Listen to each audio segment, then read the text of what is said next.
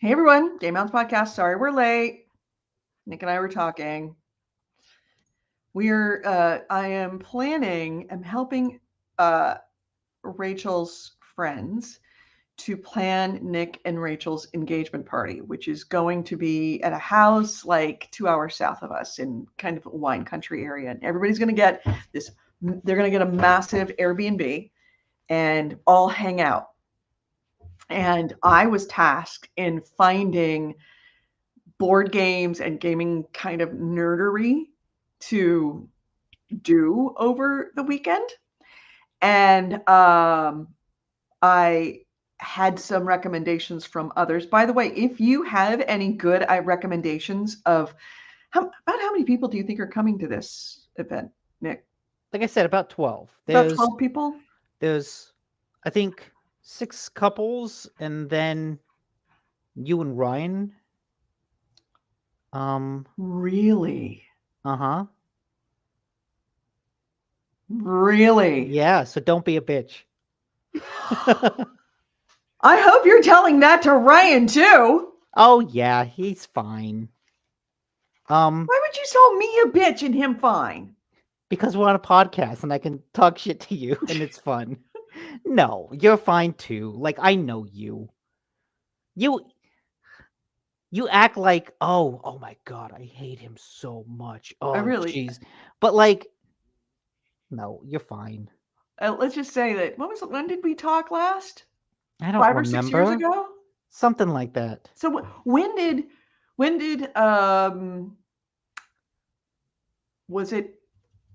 was it Borderlands 1 or Borderlands 2 that we fell out? I think it was Borderlands 1. Probably 1, because that would be even more absurd. What year did Borderlands 1 come out? Comes out. I don't know. 2014. Anybody in the chat room, when did Borderlands 1 come out? Let me look this up. I want to see how long I've held this grudge. Borderlands came out. No, that's the series. Oh my god, Jesus Christ! It's 2009. Okay, that's about right. Yeah. Well, let's just say that I hope Ryan is a very different person than when he was in 2009, because he was already. I mean, it wasn't just over the Borderlands. He was riding a fine line. It just, the Borderlands incident pushed it all the way fucking over the edge. So let's just hope that he's a different person. And if not, I can hold my tongue for a weekend. Uh-huh. For you. I love you enough that I will suffer that for you. I will be cordial. Yeah, I will scream into my pillow at night. Rachel's met him. She knows he's cool. Some people run people differently. Let's just hope that he's matured. When I knew him, he was what? I did 18? I did think it was funny. One of the reasons, like the Borderlands incident, what the incident was he was turning in quests before you. Or like we joined your Borderlands game and he was doing quests and turning them in, and you were like, stop that. Like, you're progressing my game without me. But when we played Baldur's Gate 3 just the other night with 3 people, the 3 of us are just like, fuck this. All 3, just everyone going off on their own way. I look at the map and Skywalker's like halfway across the map talking to ogres, and it's like, what the fuck are you doing? You know why? There is a distinct difference, and y'all can tell me if I'm wrong, but there's a distinct difference. Yes, Baldur's Gate is a heavily story-driven game. Borderlands is not. None of those fucking quests mattered in Borderlands. But the game that we're playing is our game. It's not my game. If you came into my game and started just doing shit in my game, my personal game that I'm running through right now, I would be furious at you. In the same way that you would probably be furious with me in that I'm going into your game and fucking up your story. so that you may not understand what happens like in Act 2 or Act 3, because there's things that happen in Act 1 that kind of play a role in Act 2 and 3. Yeah. And I get that. Right. And like, yeah, that's really important for Baldur's Gate. You know what that's not important for? It was sort of important in the very first one. It was sort of important. I only wanted to play the game once. I wanted to understand the story. I was very much interested in the story. Borderlands 1, it was a story. Borderlands 2, not so much. I barely remember it. No, I do. No, opposite. No, Complete opposite. The Borderlands 1, the story is like an afterthought. No, you know what? It was Borderlands. 2. It was Borderlands 2, because Borderlands 1, that was the one where you and Chris and I would play over and over and try and make each other lose money because we'd die. Oh, yeah, that's right. Yeah. So that was Borderlands 2. Borderlands 2. Okay. Yeah. That makes a little bit more sense, because that one was more story driven. Team Edie. You don't go into somebody else's personal. It's a whole different thing. If you've started a game together and that's your game together, you want to fuck it up. That's your play. That's a sandbox. Go ahead. But you don't come into somebody else's game and then just start completing quests, doing quests and completing quests in their game, so that you're essentially you're stealing their game experience, and 2, you are fucking up their knowledge of the story. See, because you and Ryan were far ahead of me in the story, because I was slow playing the story. So you already knew what these events were. So you were just doing it, turning it, doing it, turning it, turning it. So you weren't even really paying attention because I'd never played it. Because we knew, oh yeah, these are the quests that don't matter. These are the fetch quests. These are the, hey, go kill 20 bugs and I don't know, I'll give you some XP. And it's like, no one cares about killing 20 bugs. That doesn't matter. That's not progressing the plot. It's all right. Am I wrong? Am I wrong on this? Is that you knew that it progressed the story, didn't progress the story, but I didn't, because I hadn't played at that point. That was my first playthrough. And that was the panic setting in.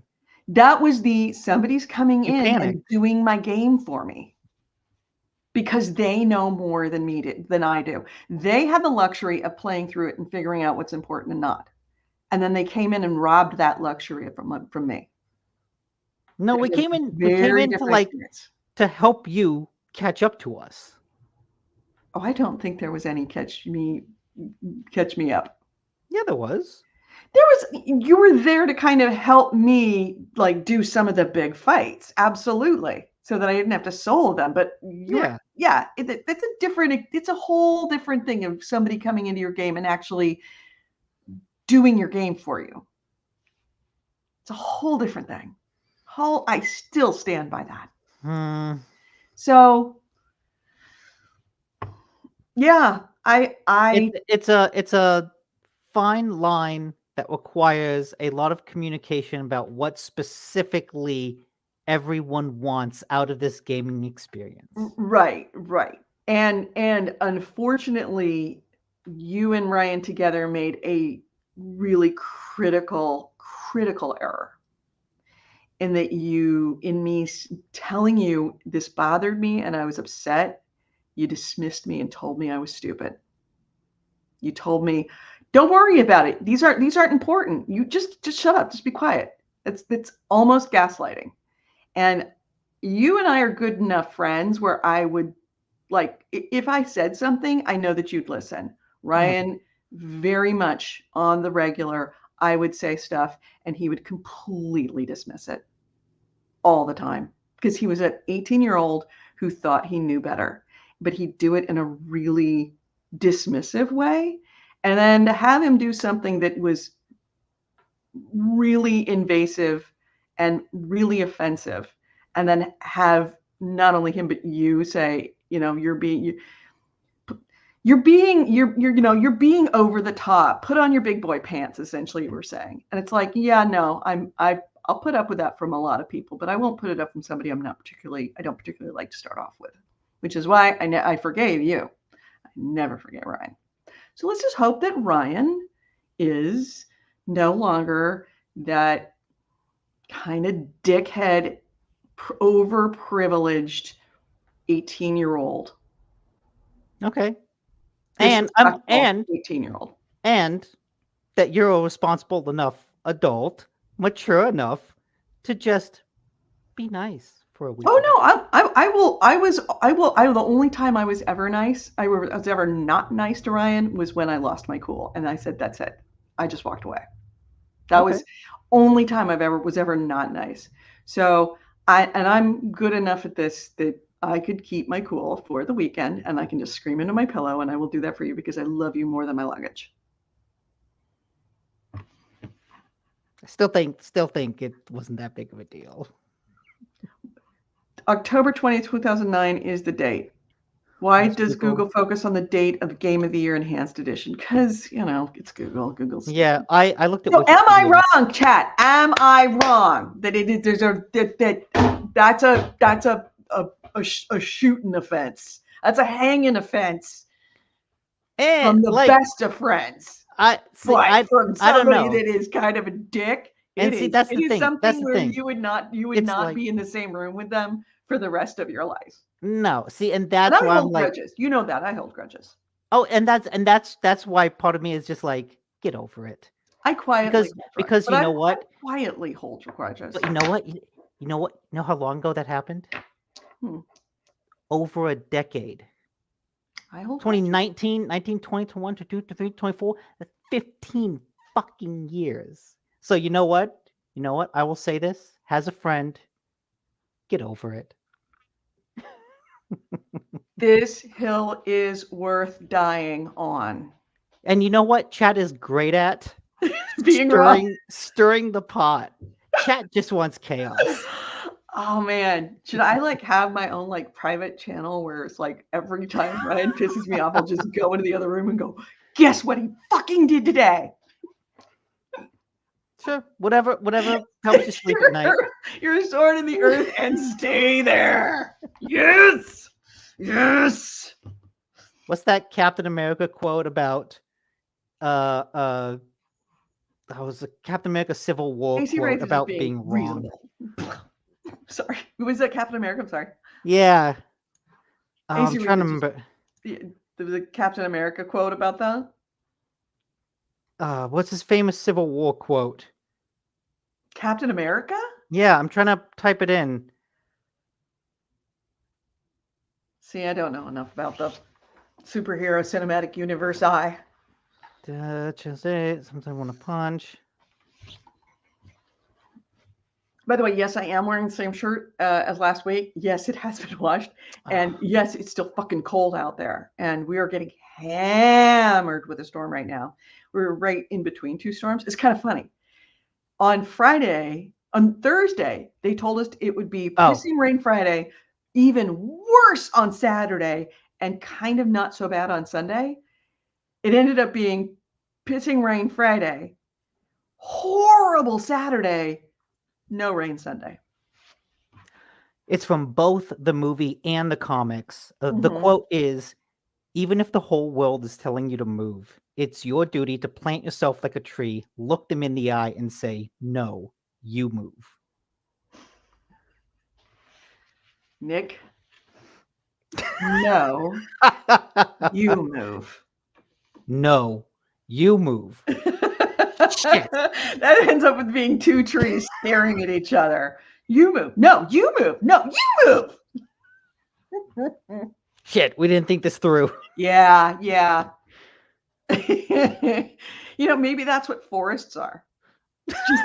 Just trees going, no, you move. It's just a bunch of asshole trees. No, you move. Trees can walk. The thing is that they're all pissed off at each other and they're refusing to move. Okay, oh my god. I just figured the lore of Lord of the Rings, those Ents, the Ents are just petty little assholes who are like, I'm not moving, you move. No, you move. No, moving. You move. No, and the forest is just a bunch of asshole trees who are too petty to move. I kind of love that idea. I love that idea too. You are never going to go walking through a forest ever again without hearing in the back of your head, no, you move. No, you move. No, you move.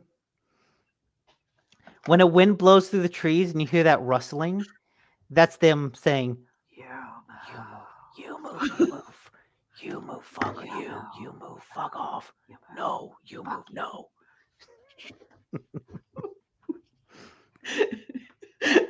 I am a lighthouse. Nick, stop doing other people's quests without them. No, You move. Lighthouse and the naval vessel urban legend? Oh, what is that? I'm looking that up right now. Lighthouse and the naval vessel urban legend.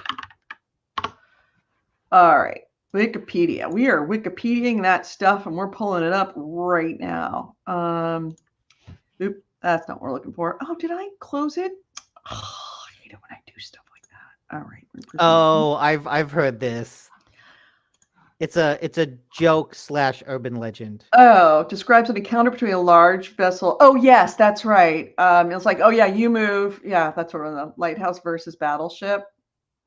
Yeah, Please divert your course 15 degrees to the north to avoid a collision. Recommend divert your course 15 degrees to the south to avoid a collision. This is a captain of the U.S. Navy ship. Again, divert your course. No, I say again, you divert your course. This is the aircraft carrier USS Lincoln, the second largest ship in the United States Atlantic Fleet. We are accompanied by 3 destroyers, 3 cruisers, and numerous support vessels. I demand that you change your course 15 degrees north, that's 15 degrees north, or countermeasures will be undertaken to ensure the safety of this ship.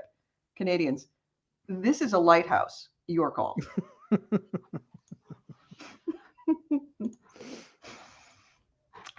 Yeah, that's the urban legend. Yeah, so you move. Either way. All right. Ever on that weekend, if I ever lean over and say, you move, you'll know that I am holding my tongue because I love you. That's my little way of saying I love you, Nick. Okay. I mean, if that happens, we can just walk through the trees. All right. Anyway, should we start the show? By the way, yes, we're still looking for ideas for good board games for about 12 people. Some of them board gamers, some of them not board gamers.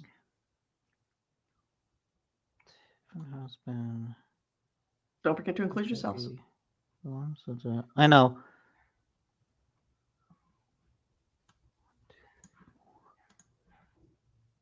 This is such riveting television. Sorry, podcast.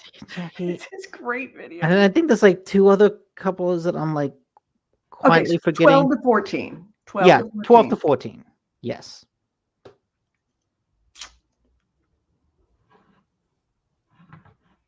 All right. Shall we start the show? You keep counting. I'm just going to start the show. This podcast discusses video games, modern culture, and technology, and these podcasters are big fat potty mouths. If you're younger than 18 or are easily offended, please stop this podcast now. Oh, and your mom says to take out the trash and do your homework.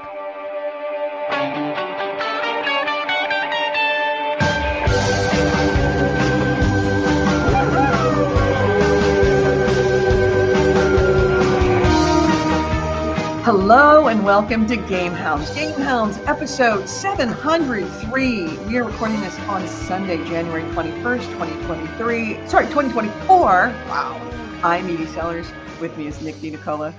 And yeah, if you know of a good board game for like 12 to 14 people, that is good for like a weekend in a house and with a bunch of people that some of them are gamers, some of them are not. 2 of them possibly might be murderous towards each other. Well, one of them might want to murder the other one in his sleep.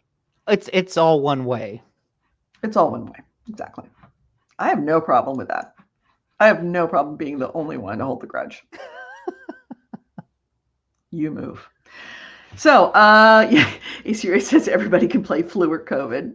Yeah. I'm surprised there isn't a board game called Flu or COVID Yet. yet. Actually, we already played that board game. Took 2 years and it was terrifying. Yeah, it's not really a board game. It's more of like a live action role playing. Right, RPG. Yeah. Yeah. It's a LARP. Yeah, it's a LARP. It's a really long 2-year LARP. Mm-hmm. 3-year, actually, technically. Yeah, my boss came down with COVID. Oh. Yeah, one of my bosses.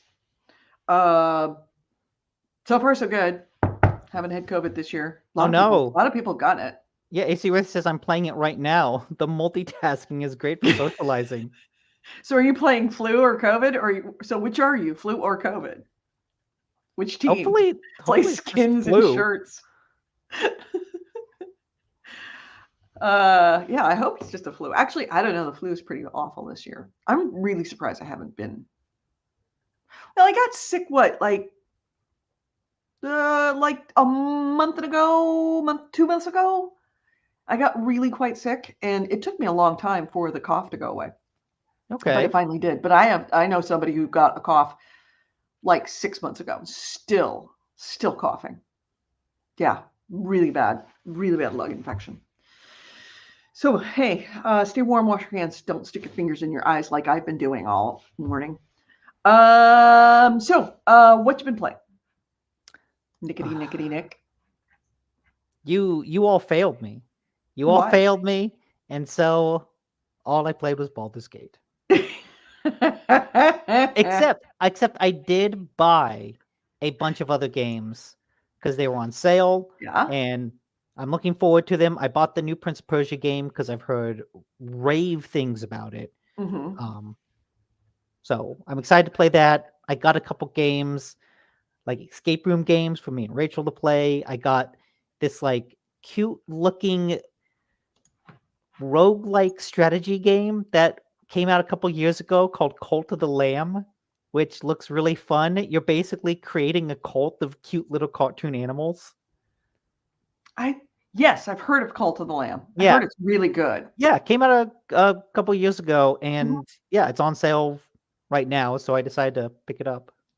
Do you not have a test, AC Wraith, to find out if you've got COVID? We have tests, but they're all expired at this point. They're actually, don't worry about it. They're saying that the expiration dates were kind of bogus. That was something that the CDC required them to put on it, but okay, but then doesn't it haven't the variants changed? Even so, it's still come up with COVID. Okay. Generally speaking, they're all good. Yeah, no, the expired ones are fine. Let me give you the official word on expired COVID tests. All right. Let's see. The FDA may have extended the expiration date of your COVID test. So check the box for the expiration or use by date. If the date is in the future, if the date is already passed, continue to take these steps to see if the expiration date has been extended. Find the lot number on the box and then look it up. Look up the lot number by clicking on your brand of test below, and you'll be taken directly to the FDA's information on that brand. So there is a website, covid19.ncdhhs.gov. And I will pull this up for you because I need to. There we go. So yeah, so you've got essentially places to put it in to find your lot number and see which one is good. Also, let's not forget, I don't know if you know this, AC Wraith, but the government on the regular sends out COVID tests. Like they've already done it 3 times now. All you have to do is sign up and say, I want COVID tests, and they'll send you 4 of them. So yeah, I've done that and have more COVID tests than I can possibly ever use. So yeah, use it anyway. Use an expired test anyway. And here's why. If you come up positive on a expired COVID test, you're positive. If you come up negative, you might be positive. So at least you will definitively know if you do. You won't definitively know if you don't. So if you come up positive, then you know, and you don't have to go any further. Just try it anyway.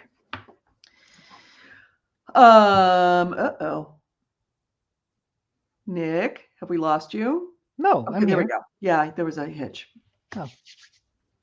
So, it looked like you were taking the longest drink of coffee ever.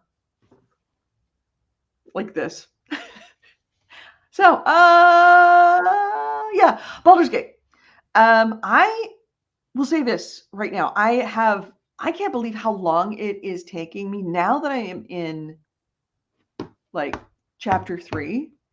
It is taking me a long time to progress the story at all. There's so much in Baldur's Gate, the city. Like you kind of want to just because it's so overwhelming. So many buildings, so many doors, so much stuff.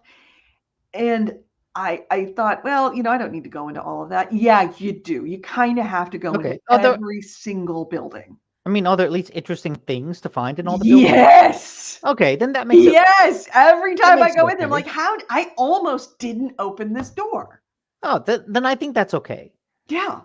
It's okay. I still think the Underdark could be cut because I didn't find those stories all that compelling. No, Underdark is actually. It had a cool boss battle at the end, but yes, it's like, oh, I don't know, these slave-taking dwarves or fungal monsters. And it's like, well, the fungal monsters actually seem cool compared to the literal slave drivers. Good. Yes. You absolutely want to side on them because they also play a role. In fact, a couple of people that are in that fungal forest. I'll they bet show up later. It took help you. It took me watching a streamer replay some videos, but outside the creche, there's a woman who's like, "Hey, will you bring me a Githyanki egg?" And she is part of a old school explorers club, right? Like the Society of Brilliance or something. Right. And 2 guys you meet in the Underdark are also part of that society. Right. I didn't realize that until I was watching someone play the stream and talking to that lady that I was like, wait a minute, that's the same as the other guys. Oh, shit. Did you give that lady the egg? Oh, I didn't. I got the egg. I ended up getting the egg, but I told her to fuck off because Lizelle was like, yeah, no, this is not okay. I'm like, yeah, I agree with you. So I have the egg, and I've never been able to convince Lizelle to raise it because you can do that if you get the egg. So it's just sitting in my inventory at this point. Actually, I think I lost it. I think that was one of the things I lost was the Githyanki egg. That's probably why you lose our child in Fable. You lose Lizelle's child. I did. I'm not really good with children. Don't let me babysit for you. I promise I won't lose a real kid. I've never lost a real one. I mean, the egg wasn't even a real kid. It was like what you give middle schoolers. I know, yeah. Here, take this egg and keep it for a week. Make sure it doesn't break. No, that didn't happen to me though. What was it? The 5-pound bag of flour. Yeah. I made bread with it. We made cupcakes. I'm good with fur babies. Yeah, fur babies are great. In fact, took them out today. Got 2 very tired ones. That's one of the reasons why we were late is that I went out to the dog park and we go to the dog park, and then every time we're in the dog park, we buy them a puppuccino. We got 2 puppuccinos. One each. In fact, I said puppuccino, and both of them went. Oh, they know the word. Know it. Oh yeah. I mean, look, I rag on you for losing your egg. I gave mine away. I willingly abandoned gave my it away child to somebody. Yeah, that's true. But like last night, I had said Nick and I were supposed to play with Chris, the pilot. Who, congratulations, Chris Salazar is going to be a captain. He was named. He's it's not yet, but he is getting his captain's training, and he's going to be a captain in Delta Airlines. And so we're very excited for him that he finally made captain. But I was waiting for Nick to show up, and so I said, I'm gonna go do the I'm gonna go fight Orin, and then I'll play. And then I ended up not fighting Orin. I went into that. Wow. Have some speed potions. Have a lot of speed potions for that. Okay. The problem is that speed potions are a limited quantity, and I know that in order to beat her, I have to use them. Oh. Her fight is a fucker. Yeah, you really like your speed potions. I didn't really use them until the Iron Throne. And you guys, I'm just going to leave it at that because I don't want to leave it as a spoiler. But there is a mission in Baldur's or in the city of Baldur's Gate when you get there. Oh, okay. That's called the Iron Throne. That a speed potion is essential to be able to successfully get through and get the, I say best, but the best outcome. As far and they're absolutely fucking essential for the Orin fight, I think. Because that thing's a bitch. That thing is such a bastard. And I'm gonna have to read the strategy on it because it's not just a straightforward. Oh, okay. There's absolutely strategy to it that you have to knock out certain things because they're healing her. Oh. Yeah. Okay. So I got about halfway through it and I realized, yeah, no, I'm not gonna win like this. I'm definitely not gonna win like this, and I'm just gonna waste a bunch of time. So I had to start over, and I'm like, all right, I need speed potions. And then of course I had to go around and figure out anywhere in the world there are speed potions because I don't have any left. I like those gimmick fights. I think those are fun. It's definitely a gimmick fight. The Grimforge, where you have to like melt the iron robot. Yeah. The fight with the golden woman who has gold pieces all over her. And you have to destroy the floating skulls instead of going for her. She's the tollkeeper in the Shadowlands. I don't remember that. Did you explore all of the Shadowlands? Yeah. Then you must have fought her. Or the do you remember the bartender? The big, huge, bloated bartender? Yes. I end up fighting him, but I've watched other streams. If you pass like 2 good persuasion and constitution checks, he drinks himself to death. Yes, he does. I got through it by making him explode. Oh, that's funny. Yeah. I like that. So I didn't have to fight him. So yeah, those types of like and that's what I think this game does really well, and what makes me want to keep playing it, even though like I'm over 100 hours in, and I keep telling chat to like make me play something else, is because it's really good combat design.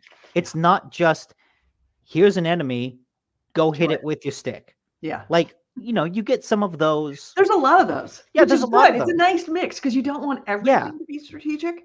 But the boss fights, the really big fights, they do smatter that in where you have to be very strategic about it. And so I had said before last week that I was thinking of upping the difficulty because I've just been kind of breezing through it. I haven't really been hitting that challenge. Then I went to Moonrise Tower, and I was all set to end, like to defeat Thorn and all of that, but except that there's one big fight on the first floor. Yep. Then you go up to the roof and there's another big fight. Yep. Then you jump down into the basement where there's a whole area to explore. And I was like, God damn it. I was all set. I went into it last night being like, I'm gonna finish. Have you done like, did you go down into the like the jump basement? Jump down into like the prison, fleshy. fleshy area? Mm-hmm. That thing's I found There's a couple of rooms that are a real bitch. I Real found bitch. the fleshy area before that, but you were limited in how much you could explore. Hmm. So yeah, I'm basically in there. But my point is, That's where Thorn is. So you're gonna hit Thorn. Thorn Yeah. is, and there's a puzzle in there too. that's where I stopped. Where it was like some sort of geometric thing floating in the air. I had to figure out. It took a while for me to figure out what it wanted me to do, and then I finally, and I'm like, I'm not sure if I'm doing this right. And I did look up to confirm, and yeah, okay, I figured it out. Okay. That's I what the thing is. I was doing that strategy at is. like 2:30 in the morning, and Yeah. it's like geometric shape, and then I run away, and then it disappears, and I was like, it's too late for this. I'm not going to solve this. I have no clue what's going Yeah, on. that's the most frustrating thing, and honestly, in that puzzle is the controls. Figuring out how to. I think that's what I had to look up. Is like, wait a minute, how do you actually do this? Because you can't just click on something. You have to enter into, what is it? I think it's like you have to enter into the move or select. Like you hit the L3. Okay. So like X to move. So like the L3 will like it stops. Yeah, you move the cursor around. You move the cursor around. Yeah, that's what you have to enter into to make. Okay. That's good And to know. yeah, and then you have to figure out what the point is to Yeah. make it actually work. And And once you realize what it is, it's like, oh, this is pretty clever. it's just the puzzle is figuring out what the puzzle is. The puzzle is kind of figuring out what the puzzle is and then figuring out the puzzle. But the biggest thing is figuring out what the puzzle is. Okay. But yeah, that fight on the first floor. You basically like walk through the doors of this giant tower, and there's this woman, a general, who's like right in the lobby with a whole bunch of minions going like, come on, come fight me, right? And so it's kind of meant to be this two armies clashing head to head. I did that. Yeah, the puzzle solution is to have a mouse. That's true. I did the head to head clash, and I got kind of wrecked. Yeah. And it's like, okay, this didn't work out. So what I ended up doing is I had explored the tower thoroughly, and so I knew there's a door over here. So instead of going through the front door, I snuck around the back, snuck up behind all of them, and I was like, okay. The first time around, I tried to do his big area of attack, got counterspelled. This other time, I'm like, you can't counterspell me if you can't see me. And opened up with like all my strongest area of effect spells, and it was like half the team got wiped out in 2 turns. Or in like 2 of my characters going, wiped out half the team. Just because I could act without them blocking me. And I lined up all those perfect, like, a lightning strike The all the way cones? across. Oh, yeah. And That's so satisfying.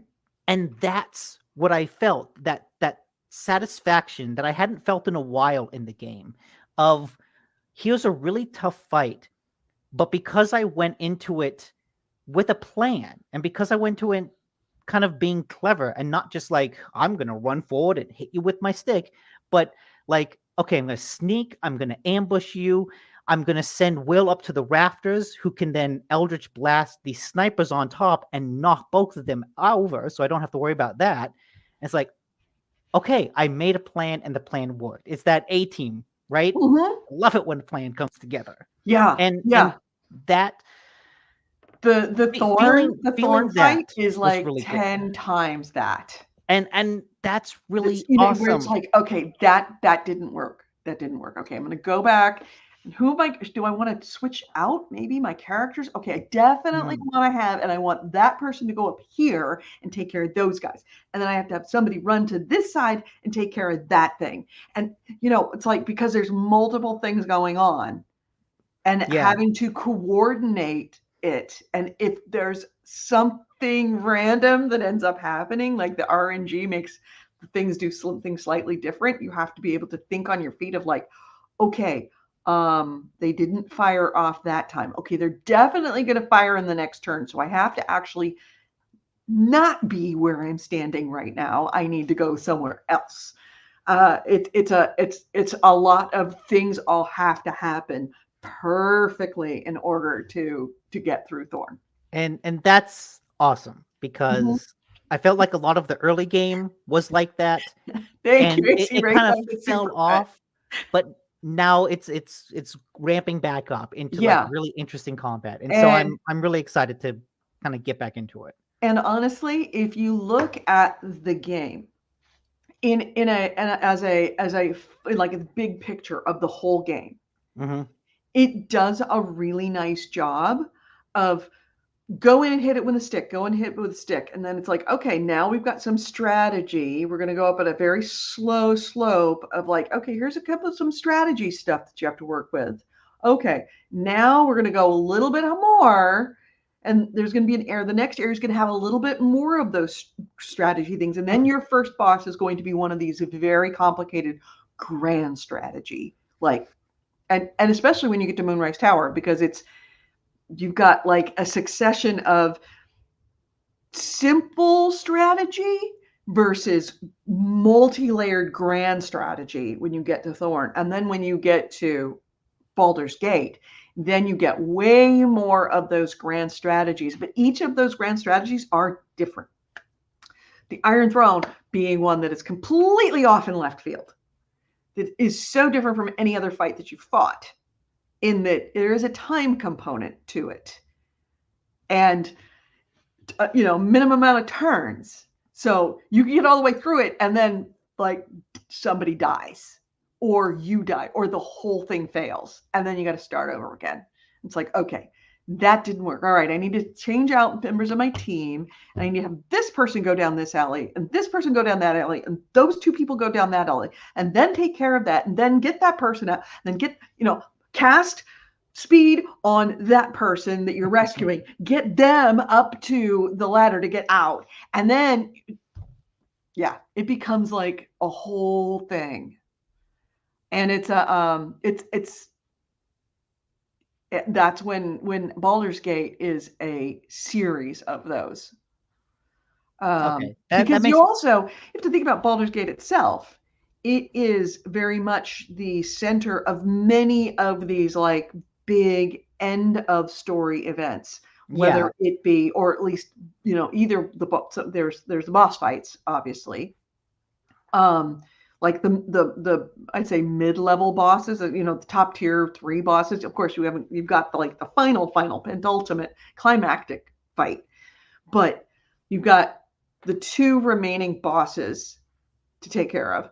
Then you've got all these smaller bosses that are part of the stories of your companions, like Asterians and Karlaches and Karlax and Will's fights, Will's stories. Each yeah. of those have their own kind of climax as well. So, and those are involving very complex strategies in those fights.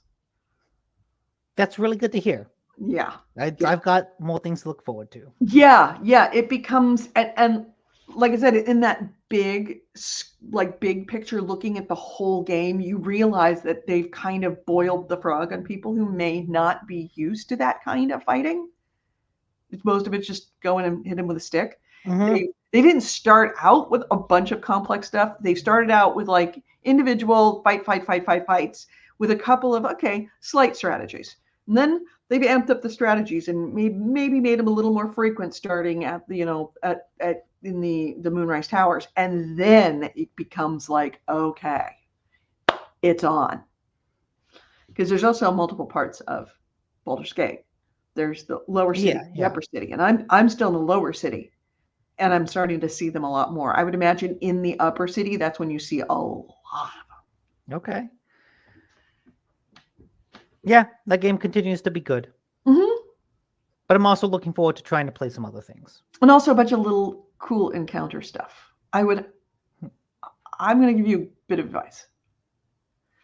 Read up on the cats of Baldur's Gate. Okay. Because if you fail and answer the wrong way, you cannot go back. No. Well, I already talked to a cat in Last Light, but I think I made friends with it. Yes, you did talk to that one. There's cats in Baldur's Gate. Oh, when And you say Baldur's Gate, you mean the city Baldur's Gate, not in the the game city of Baldur's Gate. Baldur's Gate. In Baldur's Gate, Lower City of Baldur's Gate, there's several cats that you will encounter. And if you answer in the way that you would, like, chances are you'll probably answer, you're not going to progress that. You're not going to see where that ends. And I'm fascinated to see where those end, but I can't go back. Mm. It sucks. Okay. Oh yeah, thanks for that. All right, so the other thing I played was the finals. I played that with Chris last night. It's good. They've added a new mode that is a 1v all. Oh. Yeah, it's a solo thing. So that's kind of interesting. Chris and I had a really good time, and that's why we really wanted you, is because with a 3-man team, he and I were just playing, like playing together. And then I remembered when you and I played together, remember there was that one team where one guy played a heavy with a sledgehammer, and then the other guy was just a healer behind him. Uh-huh. And they were fucking unstoppable. You couldn't get near them. And I told Chris about it. And I'm like, oh, I didn't realize that heavy. I thought heavy was just like your body size. I'm like, no. It's a whole different ball of, all different skills. So I convinced him to play a heavy, and me is just healing him. And we, there was also it would have been perfect if we'd had a third who would essentially be a shooter, hang with us and be a shooter. Because then we would just be a juggernaut, just moving from place to place, and no one could take anything from us. But because he can hold up the shield, but he can't shoot when he's got that. So I would have to shoot, but I'm trying to heal and shoot at the same time, so I'd have to switch back and forth. It was a thing. It was tough. But if we'd had that third who could actually cover both of us, then we could have just moved through and just eaten everybody's lunch, but we couldn't. And that's why Chris and I were like, when's Nick coming on? Sorry I wasn't there. Yeah. I'm home tonight. Yeah, but the finals is a really, really good fast-paced game. The key about the finals, there's a couple of different things. One, it is the strategy that you want to take and actually like getting stuff and winning. Then there is the strategy of how to work together as a team. Then there is getting very familiar with being able to use the controls and being able to optimize the equipment that you've got. Because Chris had the same problem as I did of switching between your defibrillator and your grenades. And more times than not, you forget, like, oh, I've got a sonic grenade. Remind me to use a sonic grenade, because that would have really helped in this one, because you're just throwing grenades, frag grenades. Yeah. But being able to be the team, and that's what the success with the finals comes down to. Can you optimally use the equipment that you get? If you can use the equipment that you get efficiently and best use scenario for everything, and not forget to use something, or, I have it, but I never use it, then you're not going to do well. But if you're even a single person who knows how to use your equipment really, really well for what it does, then you're going to do really well in the game. Bottom line. But it's also not the easiest thing to switch from type A equipment to type B equipment. You have to really know, without even looking or thinking, you have to be able to know that it's like, hold this button, flip to the left. That's going to be your defibrillator. Hold this button, flip to your right. That's going to be your grenades. Hold this button, flip up. That's the sonic grenades. Yeah. If you get confused or have to actually read, like, which one is the defibrillator, then you're done. You're dead. But Chris got good pretty fast. He said it took him a while to get used to it. Yeah, he said it took me a long. He says it's really hard to use this equipment. I'm like, yeah, that's, I think, kind of the intention, is it's not easy to use the equipment. So, but yeah, finals is fun, frustrating.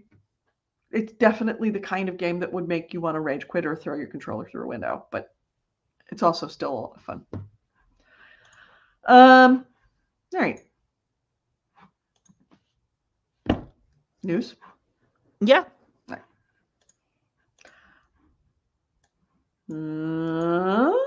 Let's hit the news. This is the commentary of the week in gaming with gamer Edie and Nick DiNicola, and our first item is Probably the biggest news is the Xbox Direct that took place on Thursday. yeah. I forgot about that. I didn't see it, so you're gonna have to news me out on this one. Okay. Yeah, Xbox showed off 5 games. One of them was a Square Enix game, Visions of Mana, I believe. That was kind of like a surprise reveal within the show. But the other Xbox exclusive they showed off were Hellblade 2, Avowed, Aura, History Untold, I believe, which is a Civ-like game, and of course, Indiana Jones. Yeah, they did, and the Indiana Jones looks really cool. What they finally gave it a name. I mean, the name was kind of teased. I think that somebody was able to find it through a leak. Yeah, but yeah. So, what's the name of it? Indiana Jones and the Great Circle, which is a bit of a plain title, but the idea behind it is kind of neat. That all the ancient locations that Indy is going to travel to in the game form a circle around the globe, and it's like, oh, why is this stuff all along the same axis? Right. It's like, hey, that's a perfectly good idea for a globe-trotting romp through ancient history. Yeah. It's like, okay. I was happy with the amount of puzzles and stuff they saw in it, because I think the best Indiana Jones game is the old point-and-click adventure game, The Fate of Atlantis. Yep, I agree.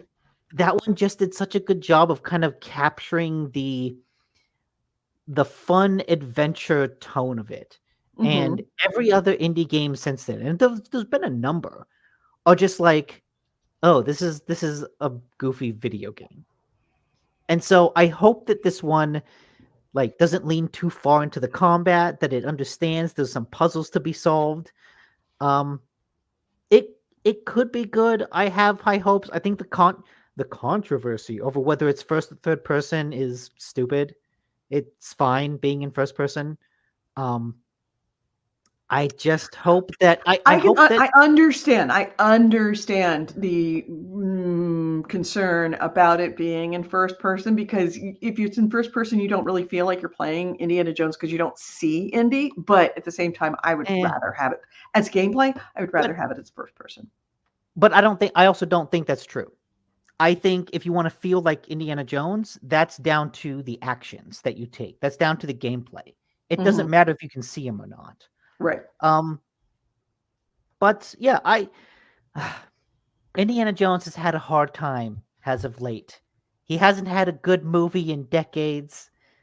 He hasn't had a good game in even longer. So, go into this with cautious optimism. Not so much excitement as it is more cautious optimism of you know what? Machine Games makes good games. It looks pretty good. I would say that I'm cautiously optimistic about it. Yeah. And there's another reason why it's a good idea for it to be first person, because it's going to be VR. I don't think it is, because this is Xbox. Xbox doesn't do VR. They might do it as a PC VR game. Maybe. The possibility for it being VR is definitely there. I mean, I could certainly see someone modding something, right? Like a whip. Yep. A whip would be a great VR weapon. But yeah, they didn't show a whole lot about it, and so the question about what the structure of the game is going to be like, is it mission based? Is there some sort of open world exploration going on, a la Uncharted? We're not quite sure what any of that is. This is just, here's what it looks like. There's going to Mhm. be some first-person whip action. There's going to be solving some puzzles in ancient tombs action. There's going to be fighting Nazi action, and that's all pretty good. Like it looks really good. My only hesitation is that, like I said, Indiana Jones has had a rough time of late. Yeah. That did you see? You probably didn't see the Dial of Destiny. It's okay. It's Yeah. it's perfectly fine. It's not great. It's not bad. It's just that middle of the road that's like, well, I didn't hate it, but also I'm gonna forget about it in 2 minutes. Mhm. Which was the Indiana Jones with Sean Connery as his dad? Last Crusade. Yeah, Last Crusade was the best one. That and the, There really hasn't been a classic. really good one since Last Crusade, Yeah, yeah. and that was so good. Yeah, AC Race. It's not even worth a South Park episode. Yeah. Crystal Skull got a whole South Park episode dedicated to it. Which one? Crystal Skull. Oh yeah. It might as well be Pitfall Harry. So yeah, they showed off that. Yeah. That was the last thing they showed off, right? You Uh-huh. want to save the big reveal. They also showed more of Avowed, which I'm very, very excited for. But I'm a little iffy. I feel like if it wasn't for the pedigree of Avowed, if it wasn't coming from Obsidian, I think what they've showed of it looks pretty underwhelming. And if it wasn't me knowing Obsidian and their history with RPGs, that Mhm. has me more excited for the game than anything they've shown personally. Everything they've Right. shown looks kind of decent, but also, like I said, kind of underwhelming. The combat looks like it's trying to square a circle. It's trying to put a square peg in a round hole. And what I mean by that is the Pillars of Eternity game. Jeez, Shepard, you're just like in front of me. Go down. The Pillars of Eternity game were Shepard got dethroned. Oh my god. he was walking towards this way, which is where the laptop keyboard is, which is where my cup is. It's like that way lies danger. Pillars of Eternity it's not a turn-based isometric RPG like Baldur's Gate. It's a real-time with pause combat. And so what that means is your characters will just do their action, and then when it comes to their turn in the timeline, things pause. And that's Mhm. when you choose what action to take. But as soon as you choose that action, then everyone starts moving again. All actions kind of resolve at the same time until the next character's turn comes up. And then the action pauses so you can decide what you want them to do. The combat in Avowed looks like they took out that pausing and they made it first person. And so you see they talked a lot about how, you can like one hand a wand to basically be a dagger and attack fast. Or you can have a sword and shield that you can attack with. And you can have loadouts that you switch between on the fly. They didn't mention anything about cooldowns to powers, but watching the combat, I believe that's probably how it will work. Where you do a magic spell on someone and you have to wait for that to cool down before you can do it somewhere else, because that's kind of how the strategy games worked. Right. And the question is how that fits in a first-person action mode. Like, they're taking all these RPG elements from their RPG game, and they're trying to fit that level of strategic combat into a first-person, what kind of looks like a first-person smashy game like Skyrim. The strategy of Skyrim was go up to something and hit it with a stick. And that's why I say it looks like it's trying to put a square peg in a round hole, because it's trying to take all these RPG elements and put them into a kind of much more streamlined and slimmed down first-person interface. And I don't know how that will work. I'm excited to see them try.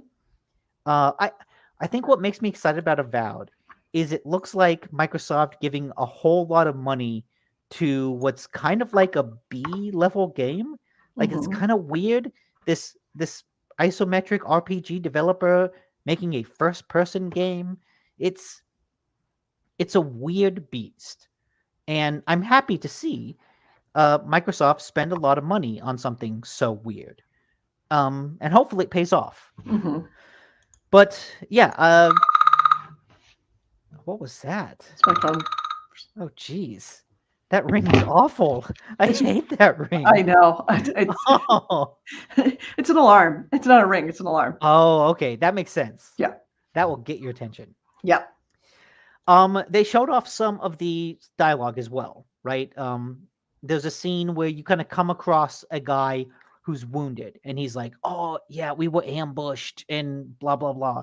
And then you find another guy later who's like, yeah, I warned them not to go there because it was an ambush. And then when people attacked, I hightailed it out of there. And so you can decide, is this guy a coward? Or is he like, yeah, I understand why you ran. They were outnumbered. How do you want to react to that?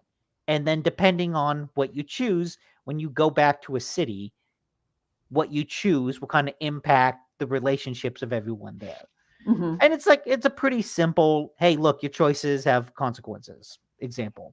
Nothing revelatory, right? Nothing we haven't really seen before. It's like, oh yeah, you're showing off a choice and consequence in a game that games have been doing forever. Like it's not really new. You kind of just showed that you know the basics. But again, I trust Obsidian. They're a developer that specializes in well-written RPGs. And so even though everything they've shown is kind of underwhelming, maybe I'm hoping against hope, but I trust Obsidian to make a really good game.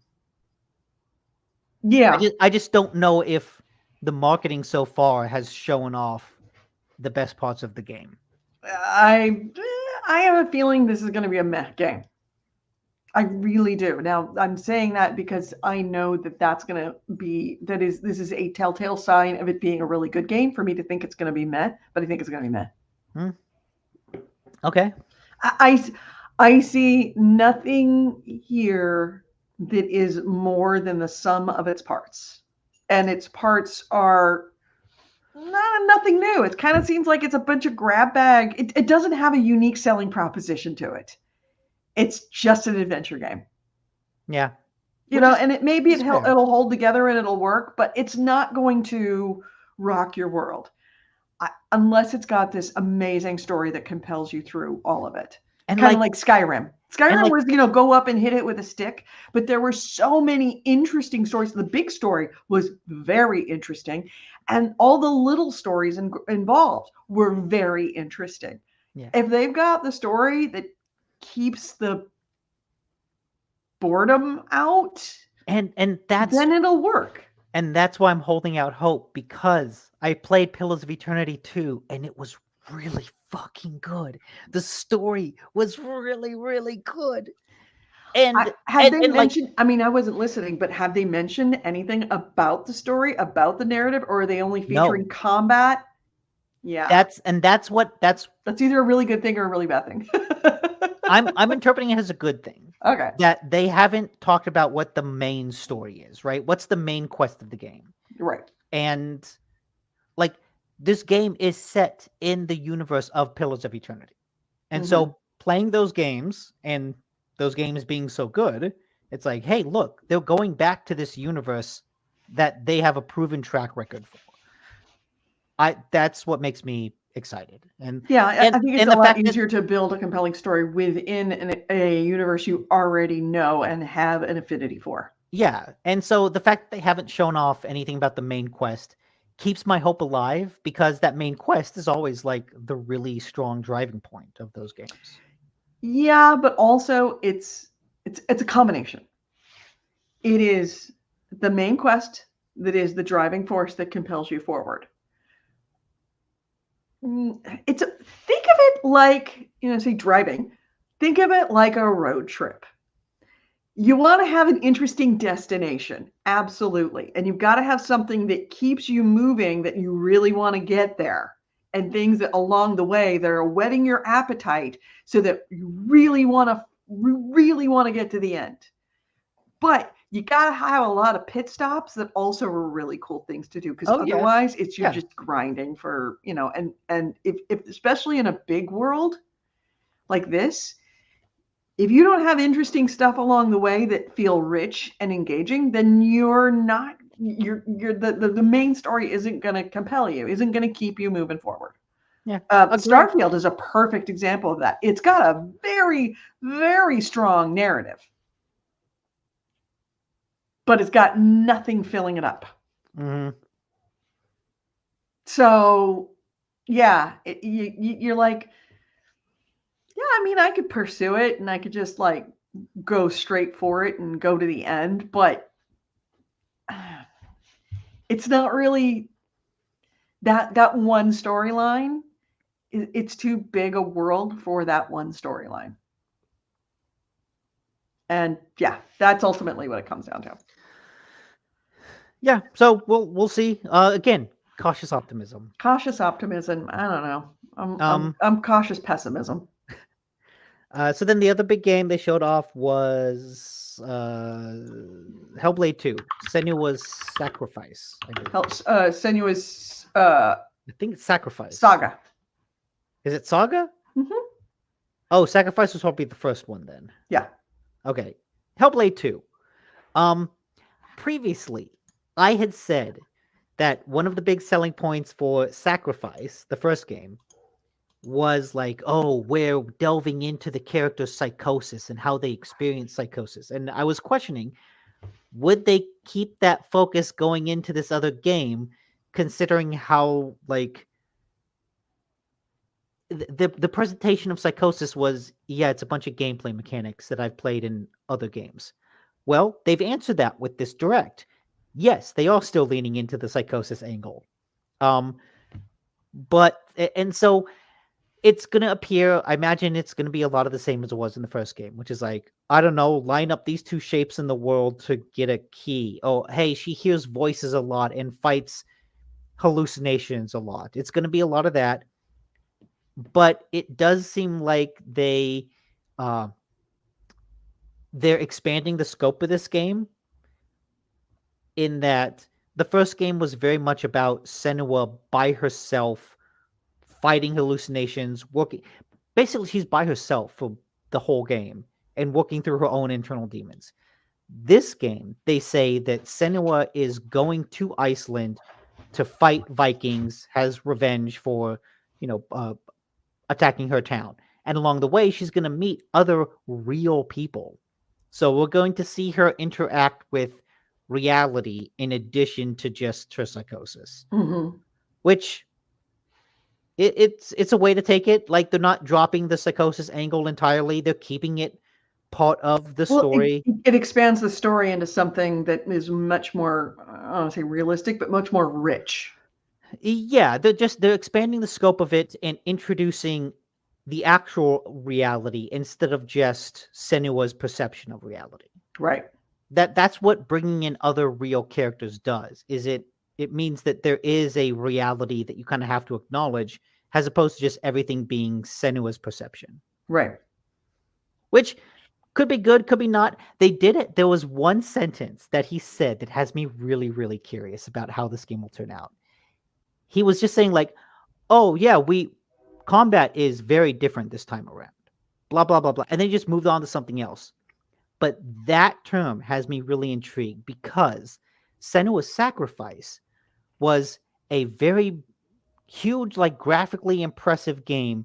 The combat was really brutal, but also really simple. It was just like a dodge and attack, and like, that's it. I think you had a couple ranged stuff, but it was like, on purpose, it was a super stripped down game. And that kind of put the focus on the intensity of the combat and the graphics and the story. But like, mechanics wise, it was just like 2 buttons, attack and dodge. And so when he says, oh, we've really revamped combat, or combat's entirely different, it gives me the feeling this is a very weird series, in that the first game was like a $30 mini indie game. and it's like, hey, let's take this $30 mini indie game and blow it up into a God of War style $70 adventure. Mm-hmm. And I don't, that's a weird thing to do, right? To take this thing that was very small in scope and blow it up into something purposely really big in scope. Mm-hmm. I don't know if that game can handle it, but I'm interested to see it try. And one of the things they would have to do when blowing up that scope is making it more mechanically complex. Right. So, yeah, to me, this says that, hey, we are trying to make this we're trying to turn this $30 game into a $70 game. And part of that is going to be a very different, probably more complex combat system. Mm-hmm. Anything else? They showed off then Aura? Aura? I think it's Aura, A-R-A, which is like, it looks like Civilization. I cannot tell you any details about the game because everything that they talked about the game was like, yeah, that's Civilization. Yeah. It's like, look, you can play has all of these characters from throughout history. Yeah, that's Civilization. You can build civilization, you can build societies and cities and connect those cities. Yeah, that's civilization. Yeah. And so I imagine the differences between Aura and Civilization are like really in-depth technical strategic differences. Like you have to really get into the nitty-gritty to see it. But basically Xbox is God, making it even looks like Civilization. Xbox is making a Civ game. Yeah. Like that's kind of all you need to know. It looks like a cool Civ game. Like, I'm not gonna lie. Yeah. It looks neat. It's just that all the talking points was like, yeah, this is Civ. Yeah, this is okay. I see what game you're making. Yeah. Yeah, you just say, we're making a Civ game, and then just leave it at that. Yeah. So I don't want to dismiss all their hard work and make it sound like that. It's just that It is a bit derivative. yeah, but like you can make really good derivative stuff. Like I don't want to say that's a bad thing. Yeah. Look, some of the best movies and the best games are just rip-offs of other games. True. But What yeah, else? it's and then they had Visions of Mana, which was kind of a surprise Square Enix game. And I kind of tuned out at that one as well because I'm not a super big fan of the Mana games, and so I'm just not hyped about Visions of Mana. It's like, yeah, it looks like another Square Enix RPG. Woo. Good for them. I really like Square Enix. I like the games they put out, but Visions of Mana, the Mana series is just not something I'm interested in. Like Dragon Quest. You can show me all the Dragon Quest games you want. I'm not going to care. Yeah. Really, AC Wraith is actually excited for Aura. Say the name twice and you get to be a hentai star. Oh, is Aura like a hentai voice actor thing? He said Aura heart. Okay. I'm concerned. I have no idea. Oh, am I going to regret looking this up? Probably. Oh, wait, I can just go Aura meaning. Yeah. Oh, no, Aura Urban Dictionary. Yeah. Oh, it says it's a Japanese saying, oh me, oh my, seen on the manga Love Hina. Oh, okay. So anyway, yeah.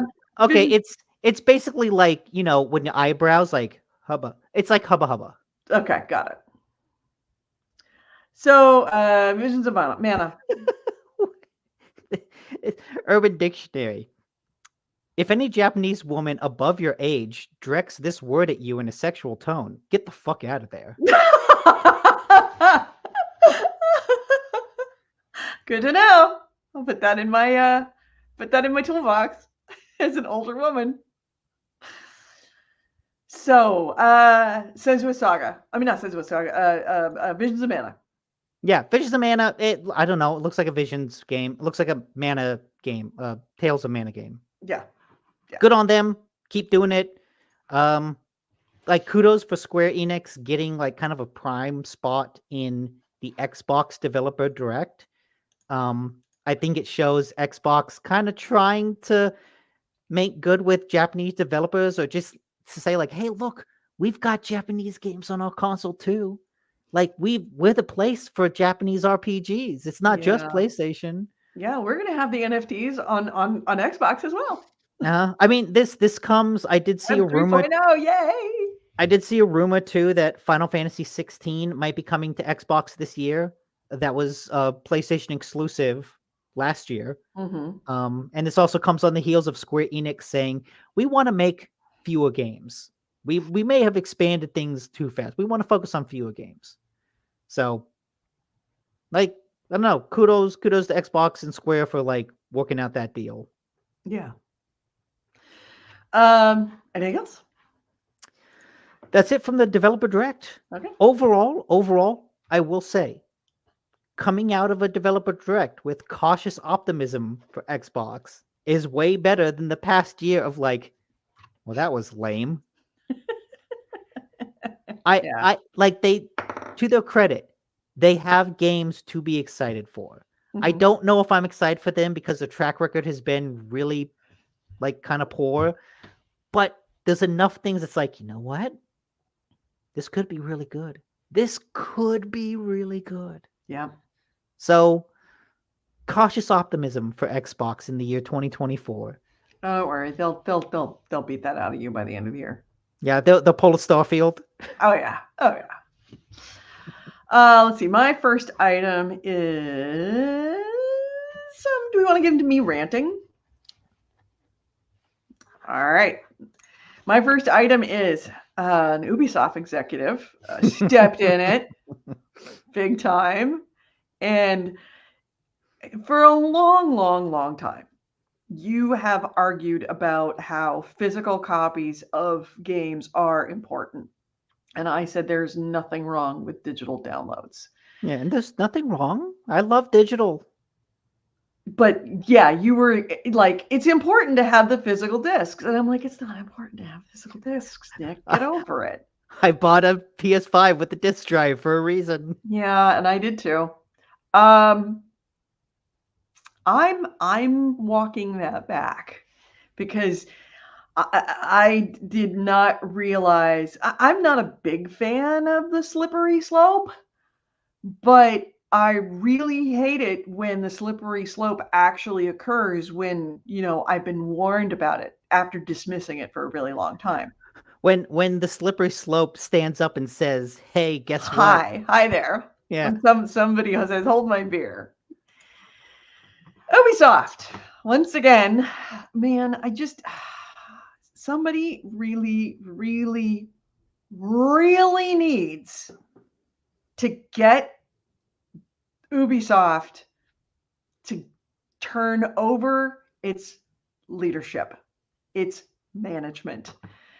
Ubisoft freaking stepped in it again. This week, in an interview, the director of subscriptions, which, I mean, to be honest, it's the guy that does subscriptions. It's the reason why he said this. Coming from a company that has rebranded its subscription service like 5 times in the past 5 years. It's no longer Uplay. It's no longer Ubisoft thing. It's they just a company so desperate to like, oh, we got to keep up with this. We got to keep up with this. And it's not just a company. It's literally the guy that's trying to like prove his relevancy. He is the director of subscriptions, Philippe Tremblay. He spoke to GameIndustry.biz and did an interview about the digital future of Ubisoft Plus specifically, but in general, the future of digital gaming and the future of subscriptions. He said that we have to start getting comfortable. We as gamers, as consumers, have to start getting comfortable with not owning our games. And he said that attitude needs to change and it needs to happen. He went on to explain that not owning a game doesn't mean that you'll lose your progress. You still keep the time invested and everything that you've built, and he understands the gamer's perspective. But when it comes to owning games, but he says that services like Ubisoft Plus and other streaming services will allow them to access their games when they feel like, so that they don't have to pay for a game when they're not playing it, and they only pay for it when they are. And he compared that to movie and music, right? Talking about the rise of streaming services and music and right. TV, the Netflix, the Spotify, all that. Right. But here's the difference. And yeah, here's the slippery slope that pisses me off about that idea.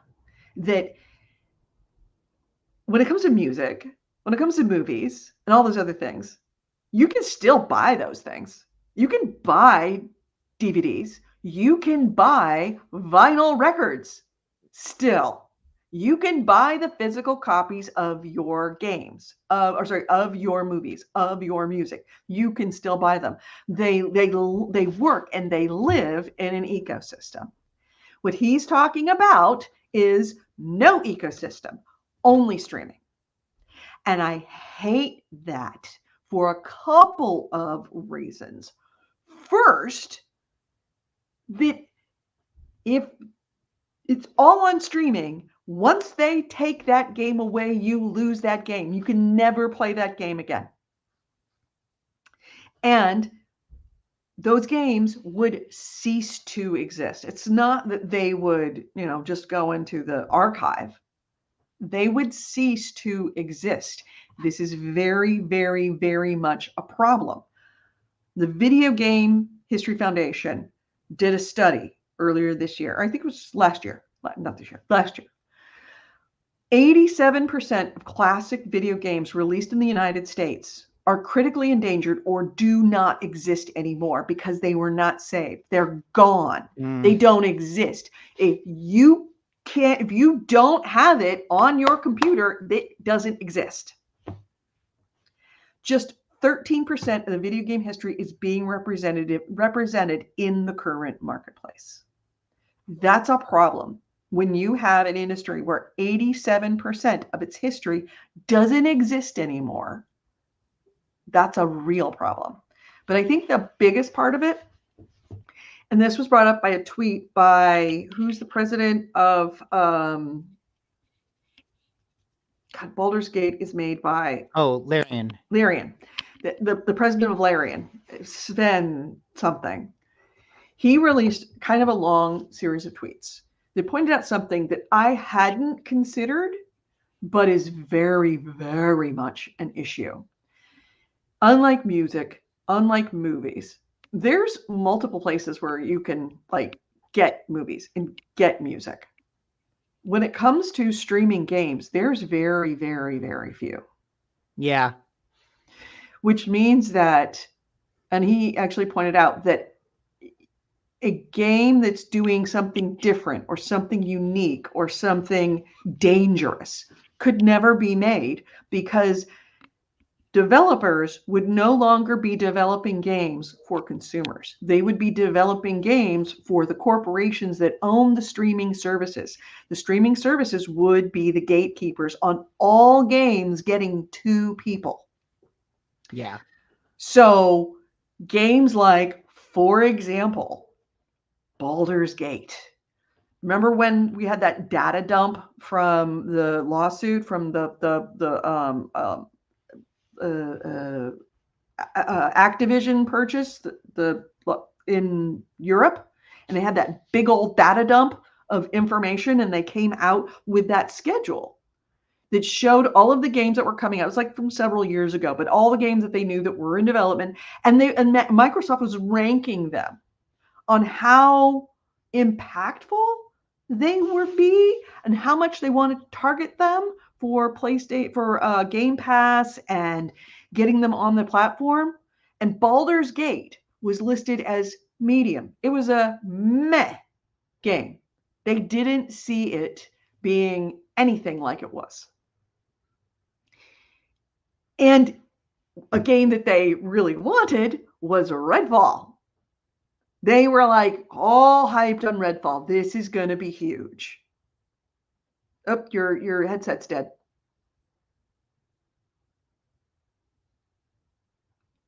All right, can I hear you now?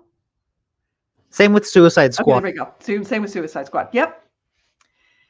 So in that world where there was streaming, and Larian didn't put out a game for consumers, that they were trying to sell that game to a streaming service that was run by Microsoft, Baldur's Gate would have never gotten to us. We would have never seen it. It wouldn't have happened. It all would come down to a dollar cost averaging of, will it make money?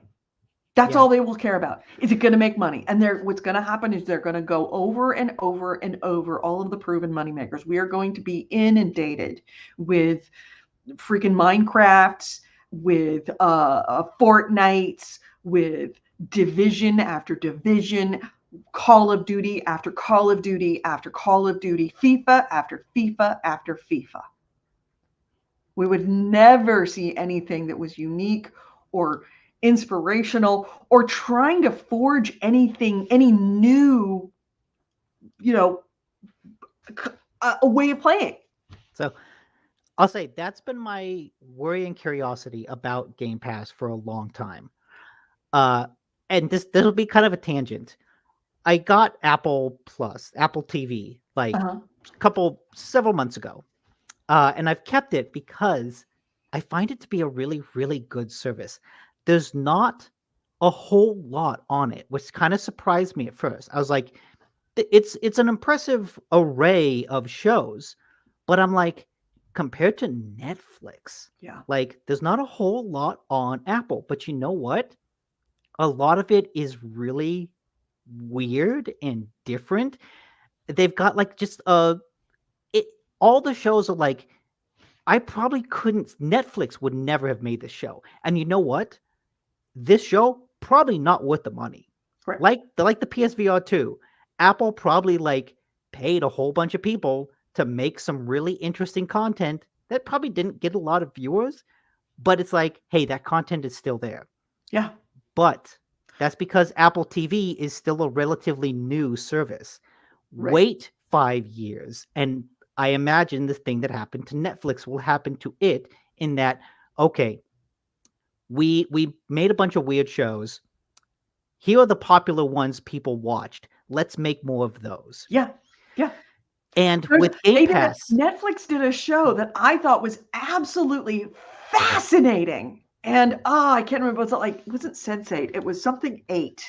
Oh, please don't say the OA. No, not the OA. Okay, Sense8 was fucking awesome. Was it Sense8? Is that the one where it was 8 people in different places of the world and they were all born at the same time? Such a good show! The Wachowskis. And they killed it. Mm-hmm. And it's gone. It's gone. You can't see it. It's gone. No, I think it's still. Is it still there? Watch it. Yeah.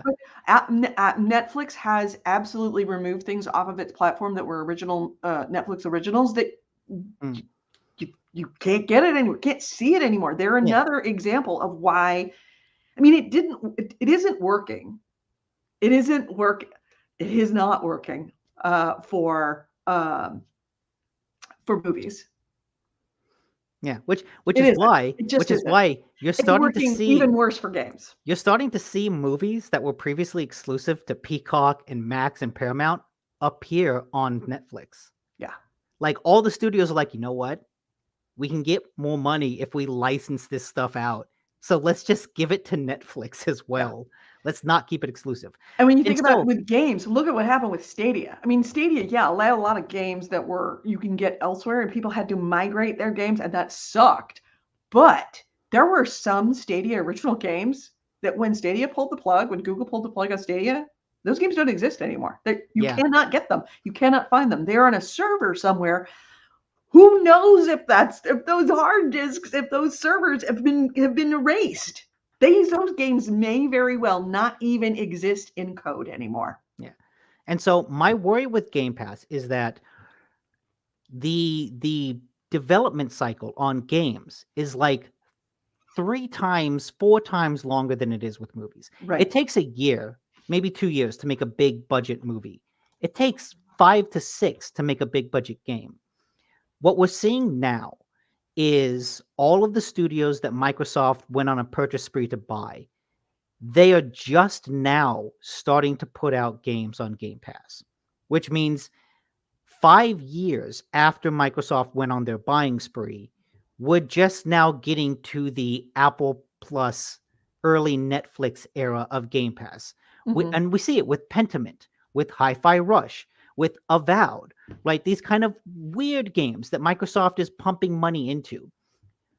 And my worry is that investors, they don't like to look 5 years into the future. They look 5 months into the future. And so I think that I worry that investors will push a bunch of companies into streaming of video games too quickly. Yeah. And we'll get into a same situation that we are now with movies, right? Of people realizing, shit, these streaming services are hard to maintain and they're not really cost effective. But by that point, and they're as expensive as cable now. But by that point, like Microsoft has already invested heavily into Game Pass. So like we won't see this for like another decade. But Right. what's the second phase of Game Pass games? We've seen the first phase. Well, no, we haven't seen the first phase. We're just starting to enter that first phase. But what happens when they realize Pentiment was a masterpiece, but not a lot of people played it. So you know what, Obsidian? Don't make another Pentiment. Right. Right. And I don't know. Pentiment 2 is not going to happen. Or Microsoft anything like it. Microsoft likes to talk a big game about we want to let you play whatever you want anywhere. Yeah. But when they own Activision, are they going to pay for Obsidian to make Pentiment when they can just put Call of Duty on Game Pass? Right. And so, yeah, there's definitely a risk in investing too quickly into streaming services. And I'm sure Ubisoft would love that. And especially the dude in charge of Ubisoft streaming services probably loves that idea. Right. But I will say, Matt Piscatella, who works on Circana, which is what NPD rebranded has. So old NPD. He had a tweet from just a couple days ago, from the 17th, that subscription growth has flattened and sub-services on consoles and PC platforms account for only 10% of total video game content spending in the US. I get that some people want to protect their preferred model, but the idea that subs will become dominant is unsupported by the data. We don't want it. Yeah, which is nice to hear.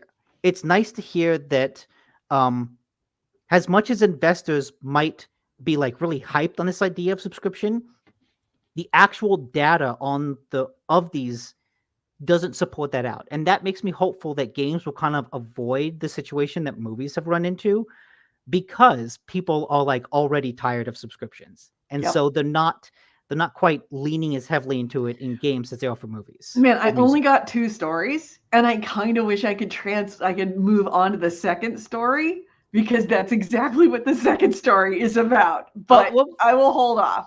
We'll just put a pin on that, and we will come back to that. No, segue into it. You don't have to wait for me. Then I'm just going to be the Nick show at the end of the show, and then I'm going to have to I'm going to have no way to cut you off when you start waxing on too long.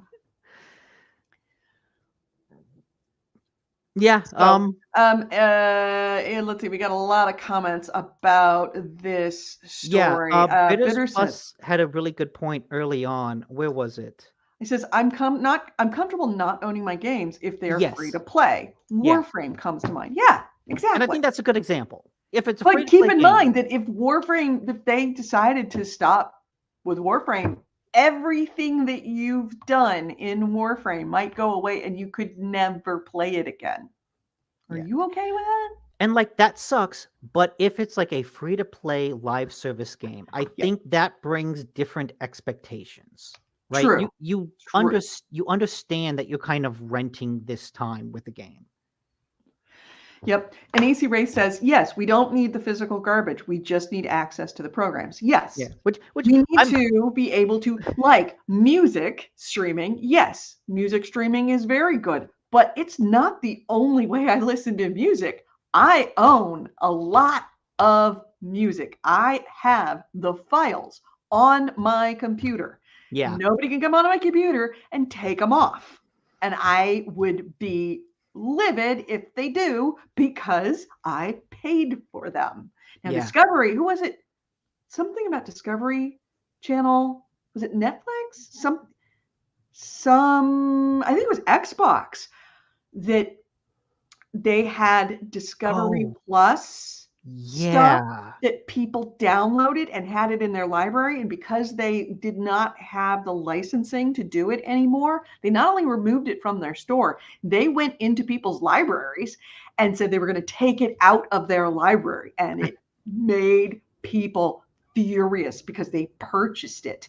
And yeah. there is always going to be a concept of I bought it, I own it. I think that was PlayStation actually. Oh, right, I think it was PlayStation. Yeah. Yeah. Yeah, I remember that. Like, yeah, if you bought a Discovery movie or series, like it would actually be the license for it would be taken away. Right. And so even though you purchased it and you downloaded and it was on the hard drive of your piece of your PlayStation, they were going to go into the library and remove it. Yeah. And that is terrifying. And if Apple ever did that, it would be the end of their marketplace. So I don't know. I remember Amazon did that early on with Kindle books with, ironically enough, a copy of 1984. Yeah. But also, when it comes to computer downloads, there's this thing, these sites on the internet that have all of that stuff. They serve as the archive. But if you're talking about games, they may not exist, especially a streaming game. You can't just put it into a discrete file and store it away on a site that may or may not be legal. There's ways to get your hands on anything, except for the games that have been streamed. So anyway, but yeah, you've got a point. It's not the physical disc, and I still stand by it. Like, I don't need the physical disc, but I want the file. I want the app. I want the actual thing on my hard drive that is the game, so that if I buy it, I want it on my hard drive so that I can put it on another hard drive and store it forever. And if I never need to come back to it, I can, because I bought it. I didn't rent it. Yeah. So anyway, yeah. So moving right along, your next story. The last year, well, speaking of NPD and Matt Sir something, I forgot his name, Matt Piscatella, NPD/Circana has a list of the top selling games for 2023. And as usual, this comes with some caveats. It only counts physical copies sold, which is a little ironic considering our last discussion. But what it does say is that in physical copies sold, Hogwarts Legacy has bested Call of Duty. And Hogwarts Legacy was the best-selling game of last year, which bucks a trend. For the past 14 years, ever since I think it was Rock Band, the best-selling game has been either Call of Duty or GTA. Mm-hmm. Or I think, or Take-Two game. Maybe Red Dead was the top one. But like Take-Two or Rockstar specifically. Rockstar or Call of Duty have been the best-selling games for the past 14 years. Finally, someone else has broken into that, and it was Hogwarts Legacy. Mm-hmm. Yeah, and it was huge. Yeah, and some people question, like, again, digital sales not counted. So if digital sales were counting, maybe Tears of the Kingdom or Spider-Man would be higher. Maybe Diablo would be higher. But hey, look, the industry is really secretive about the sales numbers, and so fuck, it's on them. Right. If Nintendo could have been number one but isn't, like, that's Nintendo's fault. Just goes to show you, Harry Potter still insanely popular. Yeah, it really is, despite J.K. Rowling being a Nazi. Call of Duty, Madden, Marvel Spider-Man, Zelda came in number 5, Diablo 4, Call of Duty Modern Warfare 2, which is kind of interesting that it came in at number 7, and Call of Duty Modern Warfare 3 was number 2. Mm-hmm. Mortal Kombat 1, Star Wars Jedi Survivor, number 9, also kind of surprising. EA Sports FC 24, Starfield number 11. Which is impressive for a game that came out on Game Pass. Why is Baldur's Gate not on here? No, because I don't think... Remember, Baldur's Gate didn't have a physical edition. Oh, that's right. Baldur's Gate and Oh, Alan yeah. Wake, neither of those had physical editions. Yeah, okay. So, yeah, case in point, it's kind of skewed. Yeah. But even so, it is kind of amazing that after all these years that finally Harry Potter put the beat down on Call of Duty. And I was reading about this too. If you scroll down farther, oh shit, they don't show. I believe in the top 20, number 17 or 18 was Super Mario Party, not Super Mario Party, Mario Kart 8 for the Switch. And what's mind blowing about here's the list of all the history of what it's been. Oh, that's Call of cool. Duty, Call of Duty, Call of Duty, Call of Duty, Grand Theft Auto, Call of Duty, Call of Duty, Call of Duty, Call of Duty, Red Dead Redemption, Call of Duty, Call of Duty, Call of Duty, Call of Duty, Jesus Hogwarts Christ. Legacy. Wow. That's The only thing that's ever beat a Call of Duty game is Grand Theft Auto and Red Dead Redemption. Yeah, it's the Rockstar. Yeah. So let's see. I don't see that what you were saying about number 15. Yeah, look at see if you can find a top 20. Let's see. I'm just looking at the list here. Okay. Yeah. No, the digital leader panel. Okay, that's not it. Anyway. But yeah, of all of them, number 19 is Mario Kart 8. What's crazy about that is Mario Kart 8 has been in the top 20 since it came out in like 2017. Wow, really? Street Fighter 6 is number 17. Mario Kart 8 is number 19. Yeah, Mario Kart 8 came out on the Switch. It first came out on the Wii, and then it came out on the Switch in 2014, I believe. And so that means that game has been in the top 20 since 2014. That's almost a decade of being in the top 20. That's crazy. That's crazy. That's wild. Yeah. Elden Ring still holding at 19 or 18. You know what? Kudos to Elden Ring. And actually went up from last month. Oh, did it? Yeah, it was 19 last month. At the end of the year, it's with 18. People are prepping for the DLC. Yeah, maybe they probably are. They're like, I got to get back to that. Yeah. But I'm very, very curious to see how that... I really wish that they did have digital sales involved with this, because that would be a very different list. It would be really nice to see that. Right. So now we have to wonder, this year, is the top seller going to be GTA 6 or a Call of Duty game? GTA 6.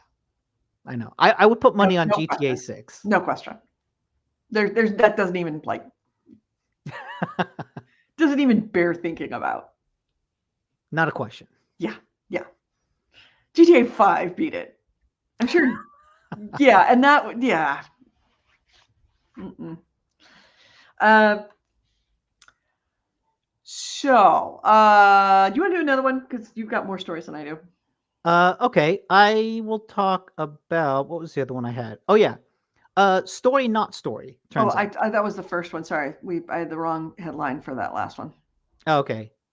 You said PD, so Was it? Turns out story not story. There was a story that broke last week about Remedy and Rockstar feuding over Remedy's new logo, which both developers have names that start with R.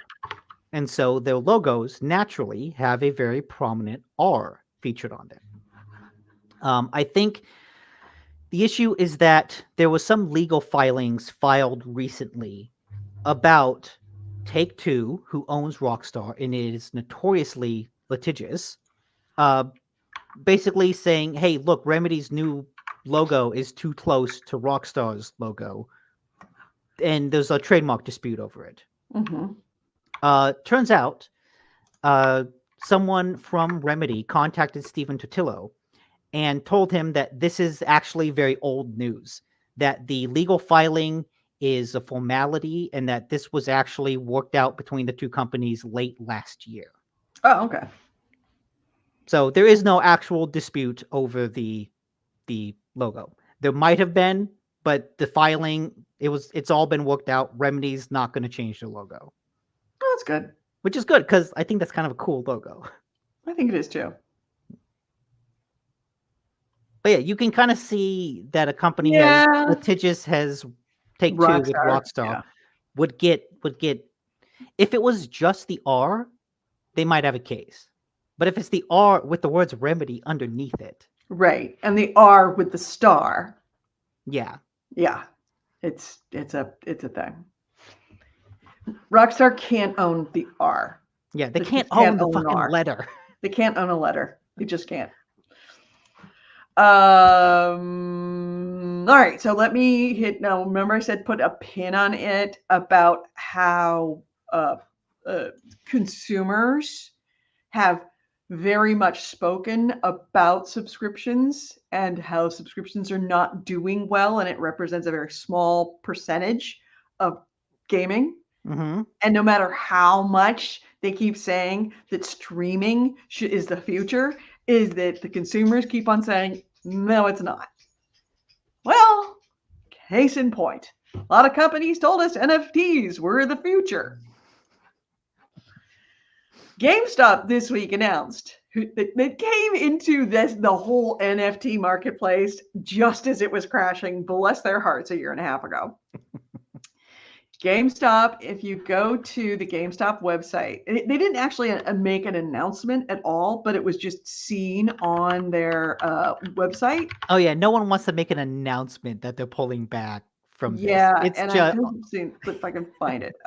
Where it's under, maybe video games, is it? Let me see. GameStop. What was it? In an NFT store marketplace. Let's try and find it.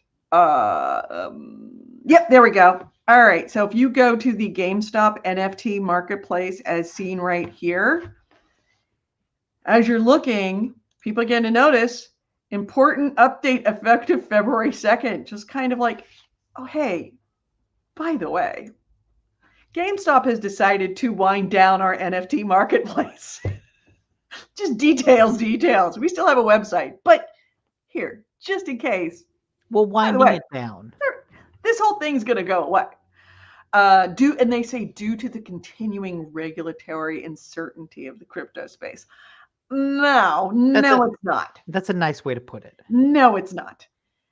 I don't know if you remember. It's because the crypto space crashed. Right.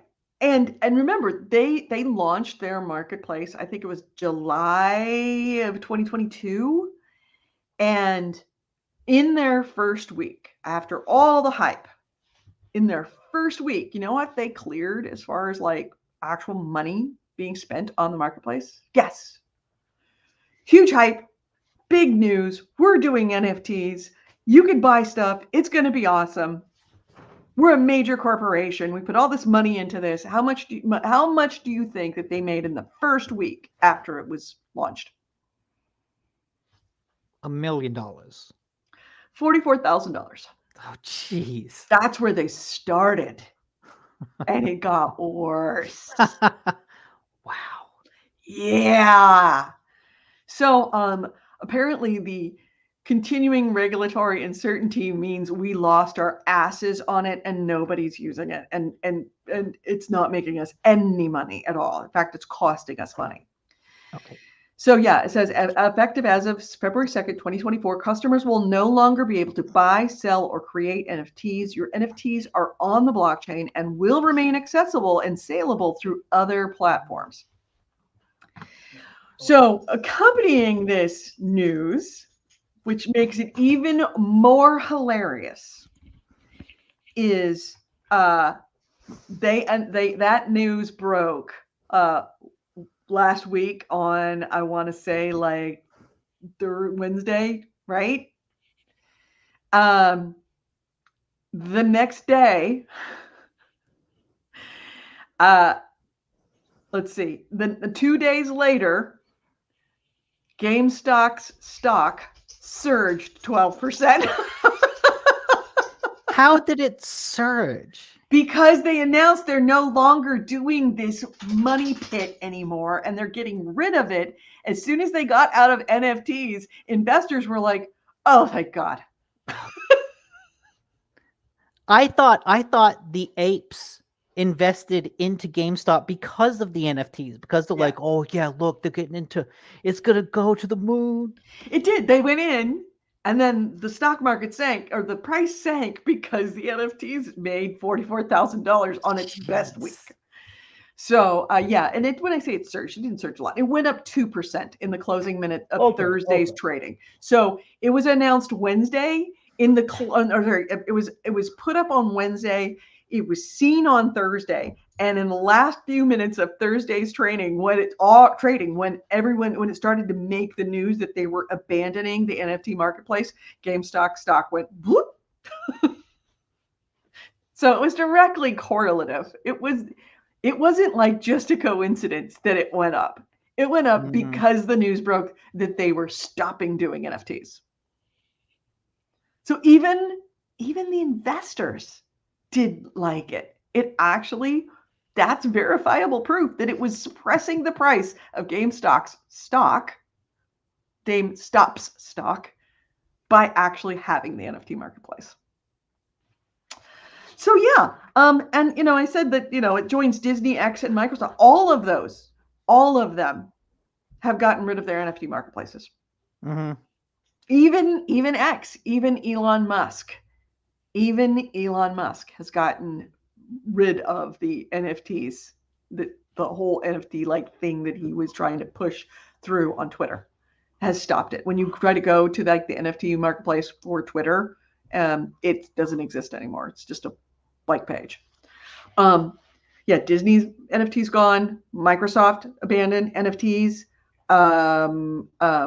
NFTs, God. Yeah, everyone's even the Bored Apes are now worth like not very much. Not very much at all. And what was it? I remember some guy paid $2 million for Jack Dorsey's first tweet on Twitter. Oh, yeah. And then he tried to sell it. I wonder what he sold it. I know what the bids were. Yeah, but I don't know if he actually sold it. Jack Dorsey's first tweet NFT sales price. They sold it. This is according to CNBC. The very first tweet. I'll post it up here. Can I pull it up? Yeah. Here we go. The very first tweet of Jack Dorsey's sold for $2.9 million to an Iranian investor, Sina Estavi in 2021. It's now worth less than $4. Yep. Wow. The best offer is currently standing at $3.77. Jesus, what a bad call that was. crypto bros are not right. And I'm really, really enjoying seeing them be not right. But, the denial is strong in these ones. I mean, even was it Square Enix that said that they're all going forward in NFTs and blockchain games and Web 3.0, which is NFTs. Yeah. They even at the end of the year they were announcing they're still intending to go through that. And the thing is that they're just the denial in all of them is so fucking strong. Ubisoft still has its stupid ass marketplace still going. I don't know why. Oh yeah, that's right. They had a marketplace. They have a marketplace. It's still there. It's still going. I really wish that they would get rid of that because that's not making any money. But it's like it's this willful denial. Like we can make them like it if we just keep telling them it's good. If we just keep saying how awesome it is, they'll listen. Kind of like subscriptions. If we just keep telling you it's good for you, you'll do it. No, we won't. And it's really, really nice to see consumers finally taking matters into their own hands, actually standing by their guns and saying, no, we're really not going to buy these. We're really not going to get into the hype.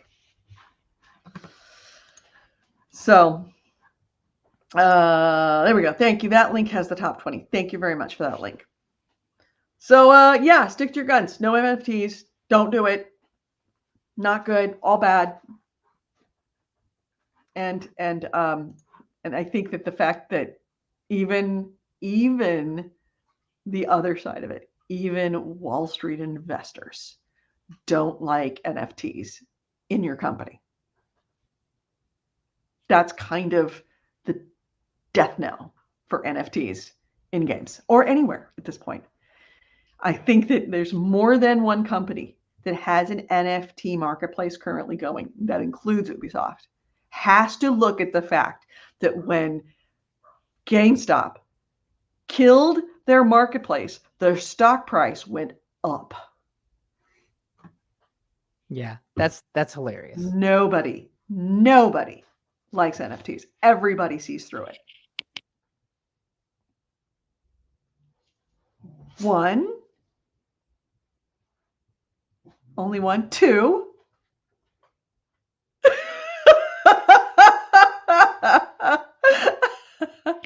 That is the lowest I have ever seen you sneeze. I think I did one before. I've never seen you do one. I mean, laughing interrupts it. Shepard, what do you want?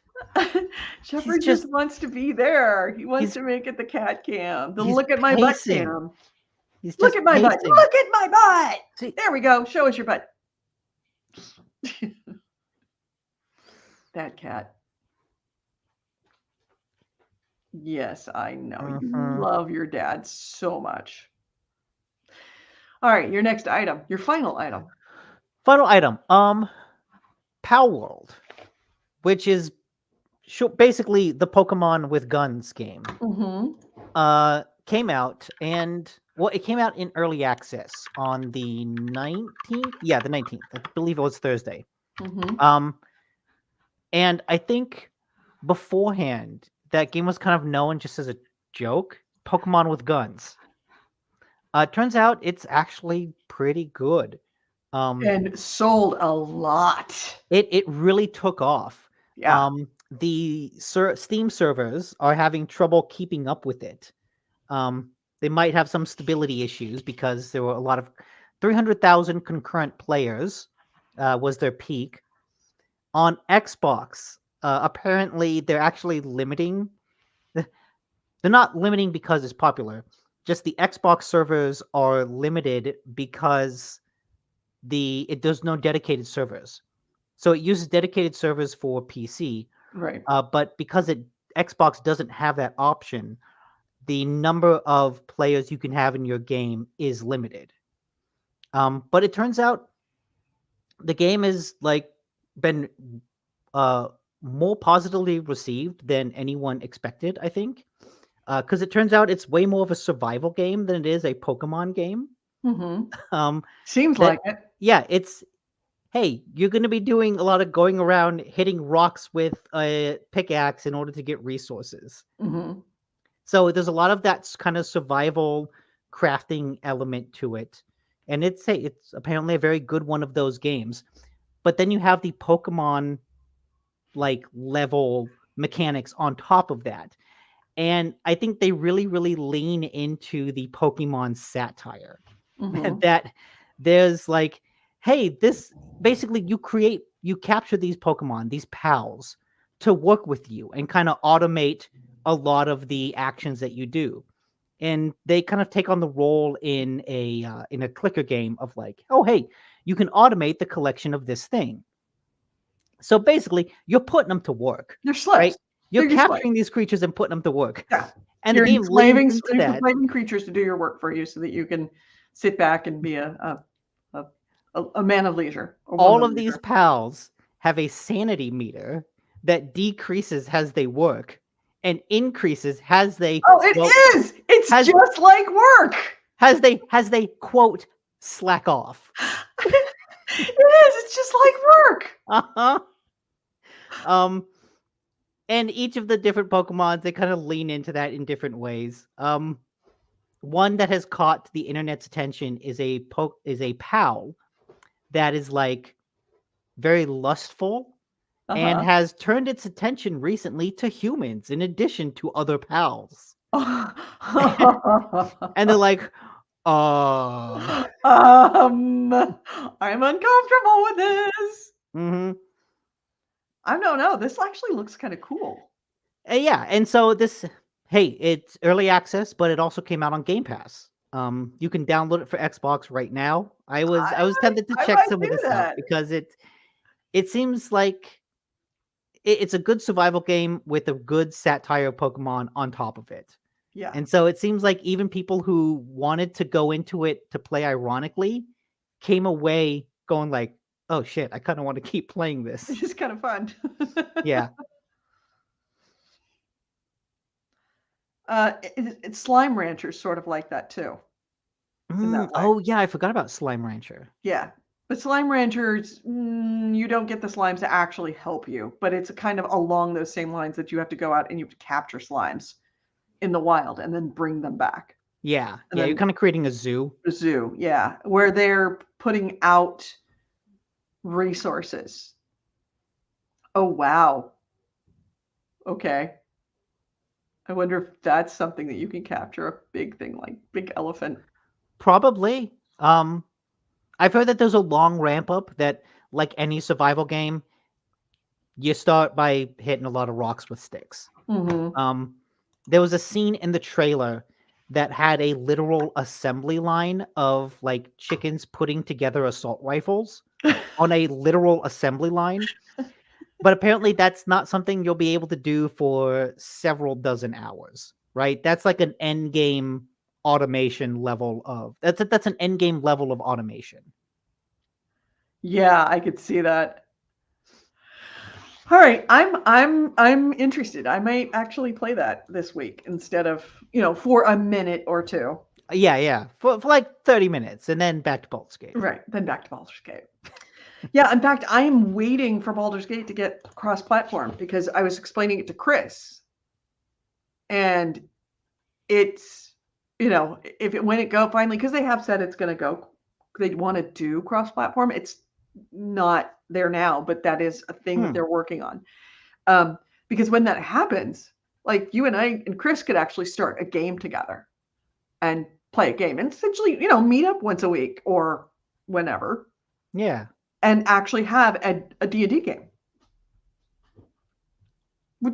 And that's, I think, the best thing about Baldur's Gate is that it's a campaign. It's a D&D campaign for all intents and purposes. Oh, yeah, it absolutely is. Right. And especially with the multiplayer, you can be treated, instead of it being like a game where you want to play it to completion, it becomes hey, once a week, let's get together Tuesday nights at 7 p.m. Let's go play D&D. And you know how to roll, your character, you're going to be role playing your character for all intents and purposes, because you've got your own character and this is your character and this is how that character is going to play. Is that character going to be playing Dark Urge? Is that character going to be playing, not Dark Urge? And it's going to be a negotiation between your party of how exactly you're going to play together. Yeah. That becomes its own kind of meta of the game. So, yeah. Speaking of tonight, Sunday night, 6:30, 7 o'clock. Is that our D&D game? Maybe. We're not going to spend a half an hour or 45 minutes at the end of the game running around and changing underwear, switching underwear with each other. I mean, you say that now. No, we're not. We're really, really not. We're really, really not. I mean, I believe we were on our way to the Goblin Camp. We were on our way to the Goblin Camp, and we have decided that we are going to side with the Absolute. Yeah. And I'm okay with that. I have Okay. a while of sitting through this going, why am I having an issue with that? It's like, I don't know why I'm having an issue with that. We're absolutely going to side with the Goblin Camp. We're going to side with the Absolute. Okay. And we're going to be the most powerful, which means that the two characters that are going to be important to us, unfortunately, Nick, the two characters that are going to go along with us on that, and we're going to have to take some time to coax them along, are going to be Asterion. I like Asterion. And Gale. No, fuck Gale. Gale is the only other character that I think can be coaxed into being okay to becoming the Absolute. No, everyone will be okay with it. Mm-hmm. Are you really thinking that Karlach's going to be okay with being the Absolute? Look, we can just hire. She is about hireling. The most lawful good of anybody. Actually, I call her chaotic good. We'll just hire a hireling from Withers. True. But I think that Will is, he's very lawful good. He's going to have an issue with that. Oh, Will will leave us once we destroy the Grove. He'll get pissed at us for that. Okay. I think Karlach's probably going to leave us. Unless we can argue that is the way that we can save her. It's going to be a hard sell. If we destroy the Grove, to lose quite a few of our companions and not have access to a lot of them that you do have access to it when you get to Baldur's Gate. Yeah, if we destroy the Grove, then that means Daemon won't be around. Daemon, yep. Daemon, yeah. So I think Karlach's going to die. Yeah. Unless there may be somewhere along the way. Actually, there may be. I mean, an alternative. Mizora might be able to help us with that. Okay, I was pro killing Karlach with Will. So if she dies, this no big loss. She's kind of a really good character to play with. Oh, she's good, but you know what? Lyselle's also pretty good. We remember we need to make sure that Lyselle ends up hating what's her name of the queen. Oh, Vlaakith. Vlaakith. She has to come to us with the Vlaakith and go for. I think that's easy enough to do. So yeah, I realize this is okay. It's not bad. It's not bad that I'm going to be playing bad. It's okay. Yeah, you've been good. You played good. You saw good. Right.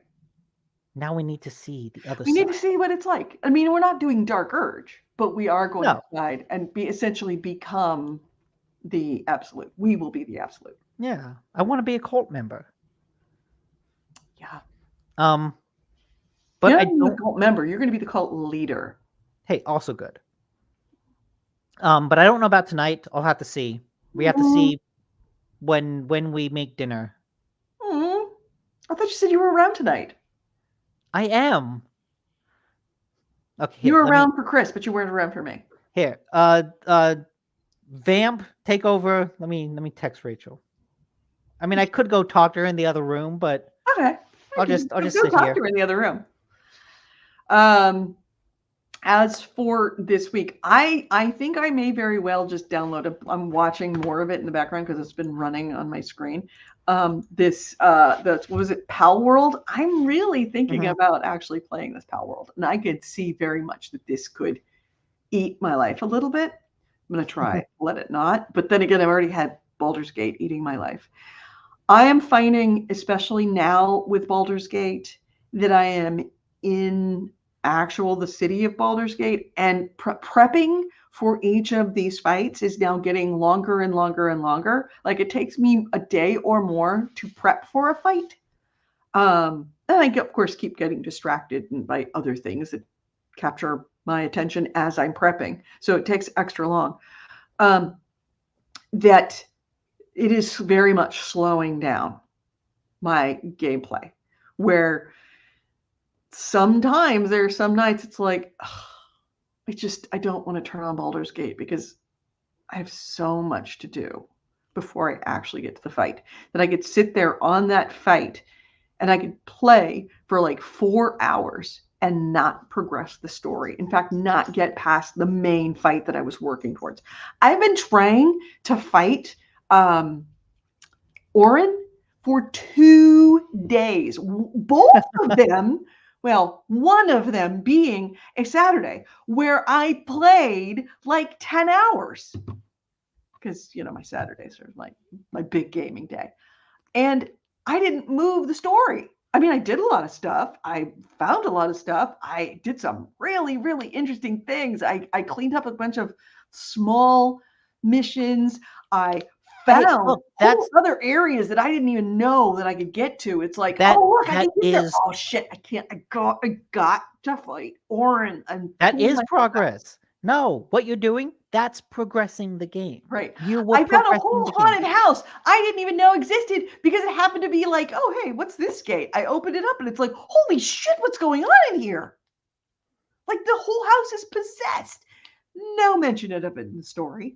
No mention of it anywhere. Nothing to indicate to you that this existed. But it's this whole, like, 6-story house full of that it's like possessed out of nowhere. So that becomes like 2-3 hours of like, what's the deal? Oh yeah, you have to investigate it. Well, yeah, because as soon as you walk through the door, all of a sudden you're in a fight with ghosts.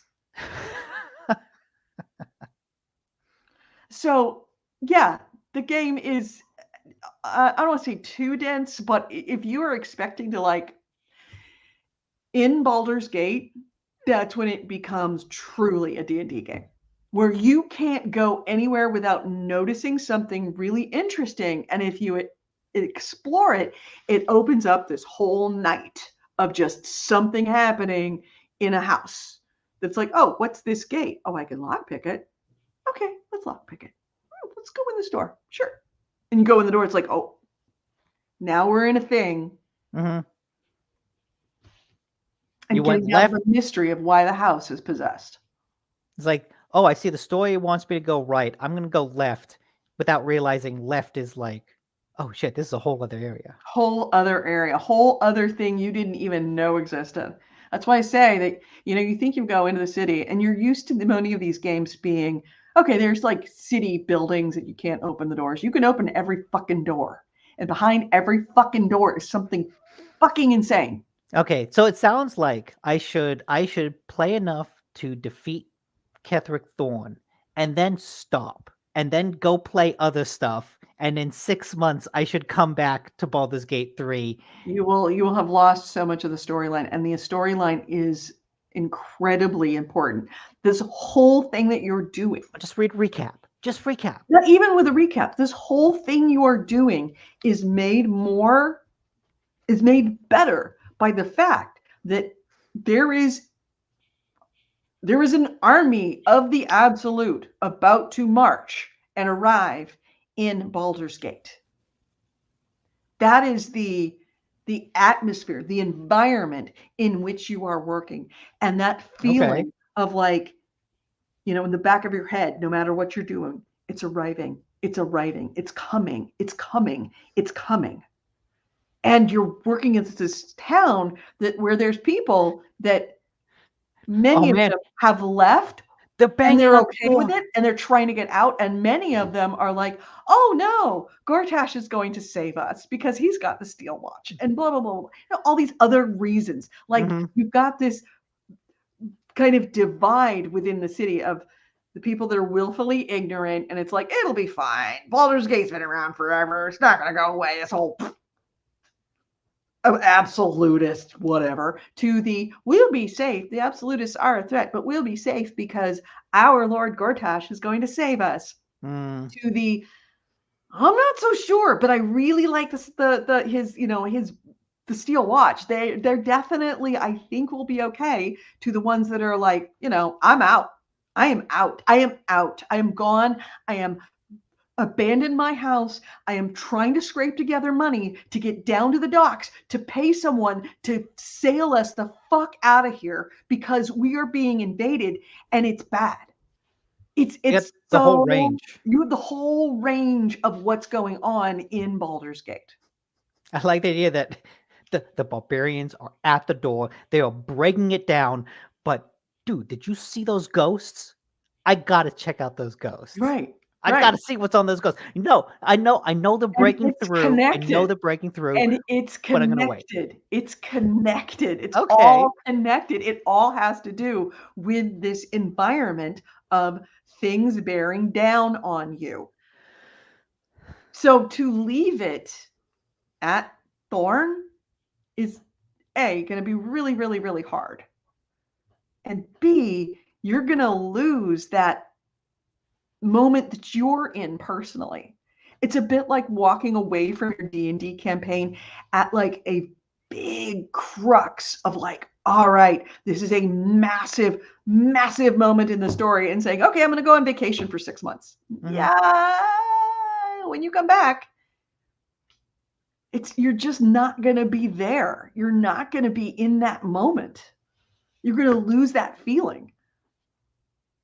And you're going to be disconnected from the story. It'll become just a game at that point. You're going to it's reduce still your a game. enjoyment. You're going to reduce your enjoyment considerably of this game if you walk away and then try and come pick it back up. Because it's not just a game at this. When you hit Thorn, you realize this is not just a game anymore. This is a campaign.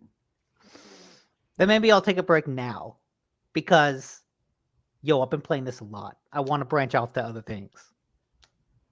I think that you can branch off to other things by, like me, I'm gonna pick up this Pal World, and I'm gonna play it. Maybe a night, but I'm also gonna stay playing Baldur's Gate as well because I can't walk away from the story at this point. I just can't. Okay. I would be doing a disservice to myself in the experience that I'm having by walking away from it entirely. Why is Then my yeah, don't color do that. on Then switch? yeah, if you don't Yeah, feel you that don't way, want to do by that. all means, So don't do it. neither do you. You don't want to do that. You can play other games and Baldur's Gate. You really, really can. I'll You try. can do both. You can do both. I believe in you.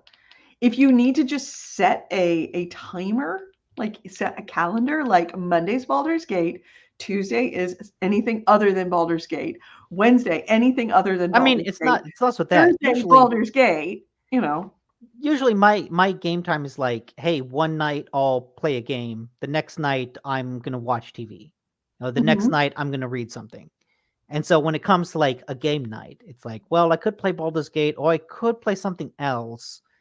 But like, well, I haven't played Baldur's Gate for 3 days. So I kind of want to go back to that. You're going to have to change your schedule a little bit. AC Wraith, you failed me. All of you. Asked us to be his timer for what? Oh, for Baldur's Gate? Yeah, Yeah. we did. But we fail. We do fail. That's what we do. We're human. Well, I bought Prince of Persia, so Okay. I want to be playing that. Well, but Sunday night is our game night. Yes. That is our game night, our Baldur's Gate game night. Maybe. I don't want to make any commitments.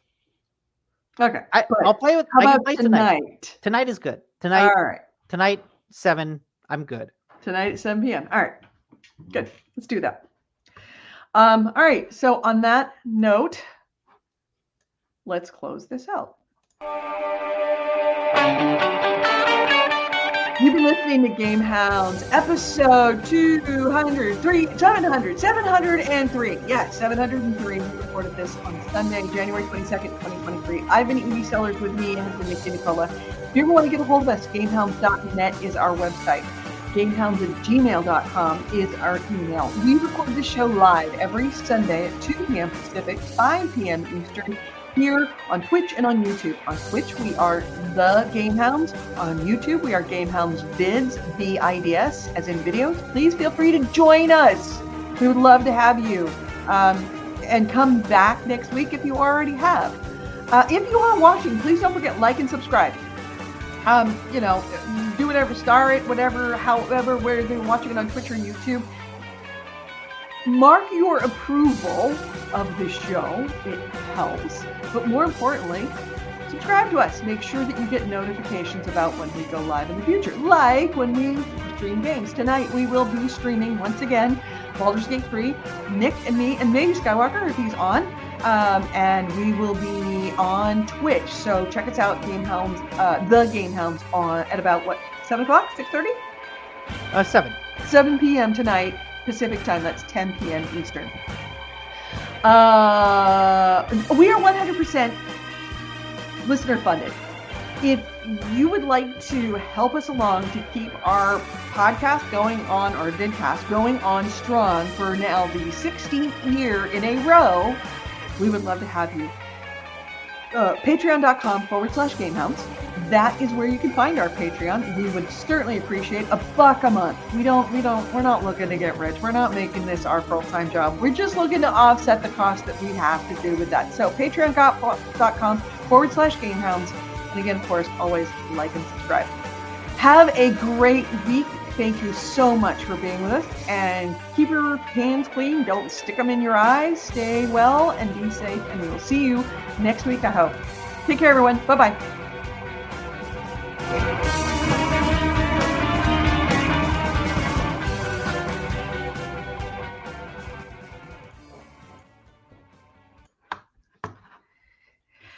And we're off. All right.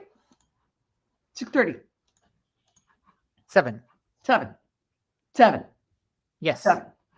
Oh yeah, don't forget our Discord server. We got our Discord server. Thank you very much for reminding me. Your Discord server right there. That's our Discord. Join us. That's where you can usually wait, hold on a second. There we go. Over there. Yeah. That right there, that is where you can reach us to talk to us, and everybody else usually that's in the chat room is also on the Discord.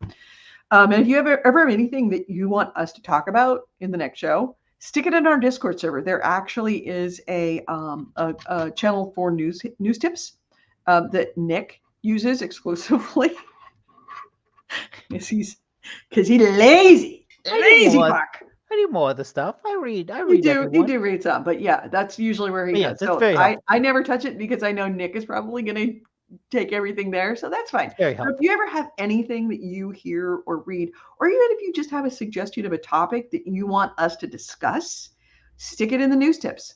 Nick will absolutely look at that, and if it's something that is a debate between us, he will probably bring it up to me when we talk, and we will do it. By the way, Nick, we also have to schedule between you and me. Hold on.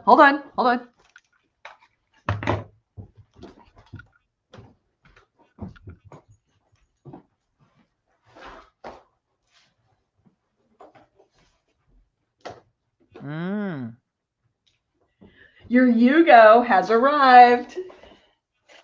It's a very flat Yugo. That's a very flat Yugo. It's a very flat Yugo, but it is here. I haven't even opened it, so I have to look at it to make sure if it made it from Poland. But yeah, pretty much, I think it arrived the next day, like last Sunday. I'm trying to see what's on the front. Does it have a name on it? Yes. Okay. It has the name of the company and it has my thing. So yes, it does. It has my address. Yes. But it seems to be very tightly packed. So I have a lot of hope that it actually arrived damage free. But you and I have to get together so that I can give you your Yugo. Okay. We got to schedule time for that. Yeah. So when is a good day this week for you? Like I could come over for dinner and we could exchange presents. Let me ask Rachel. Or not, whenever is good. You can tell me later at 7 o'clock when's a good day. You don't have to tell me right now. It's not that big a deal. But yeah, your Yugo made it. Literally, your Yugo made it the next day after I'd said that it had left. Was in Tennessee. Like it went from Poland to Tennessee to the Bay Area almost instantly, compared to how long I remember that from Kyiv to Poland. That took a while. So yeah, this arrived from a war zone. That almost gave it away, right there. What? Almost gave it away. You were looking down. You were looking down. Okay, I'm going back and watching the stream. You don't want to wreck it.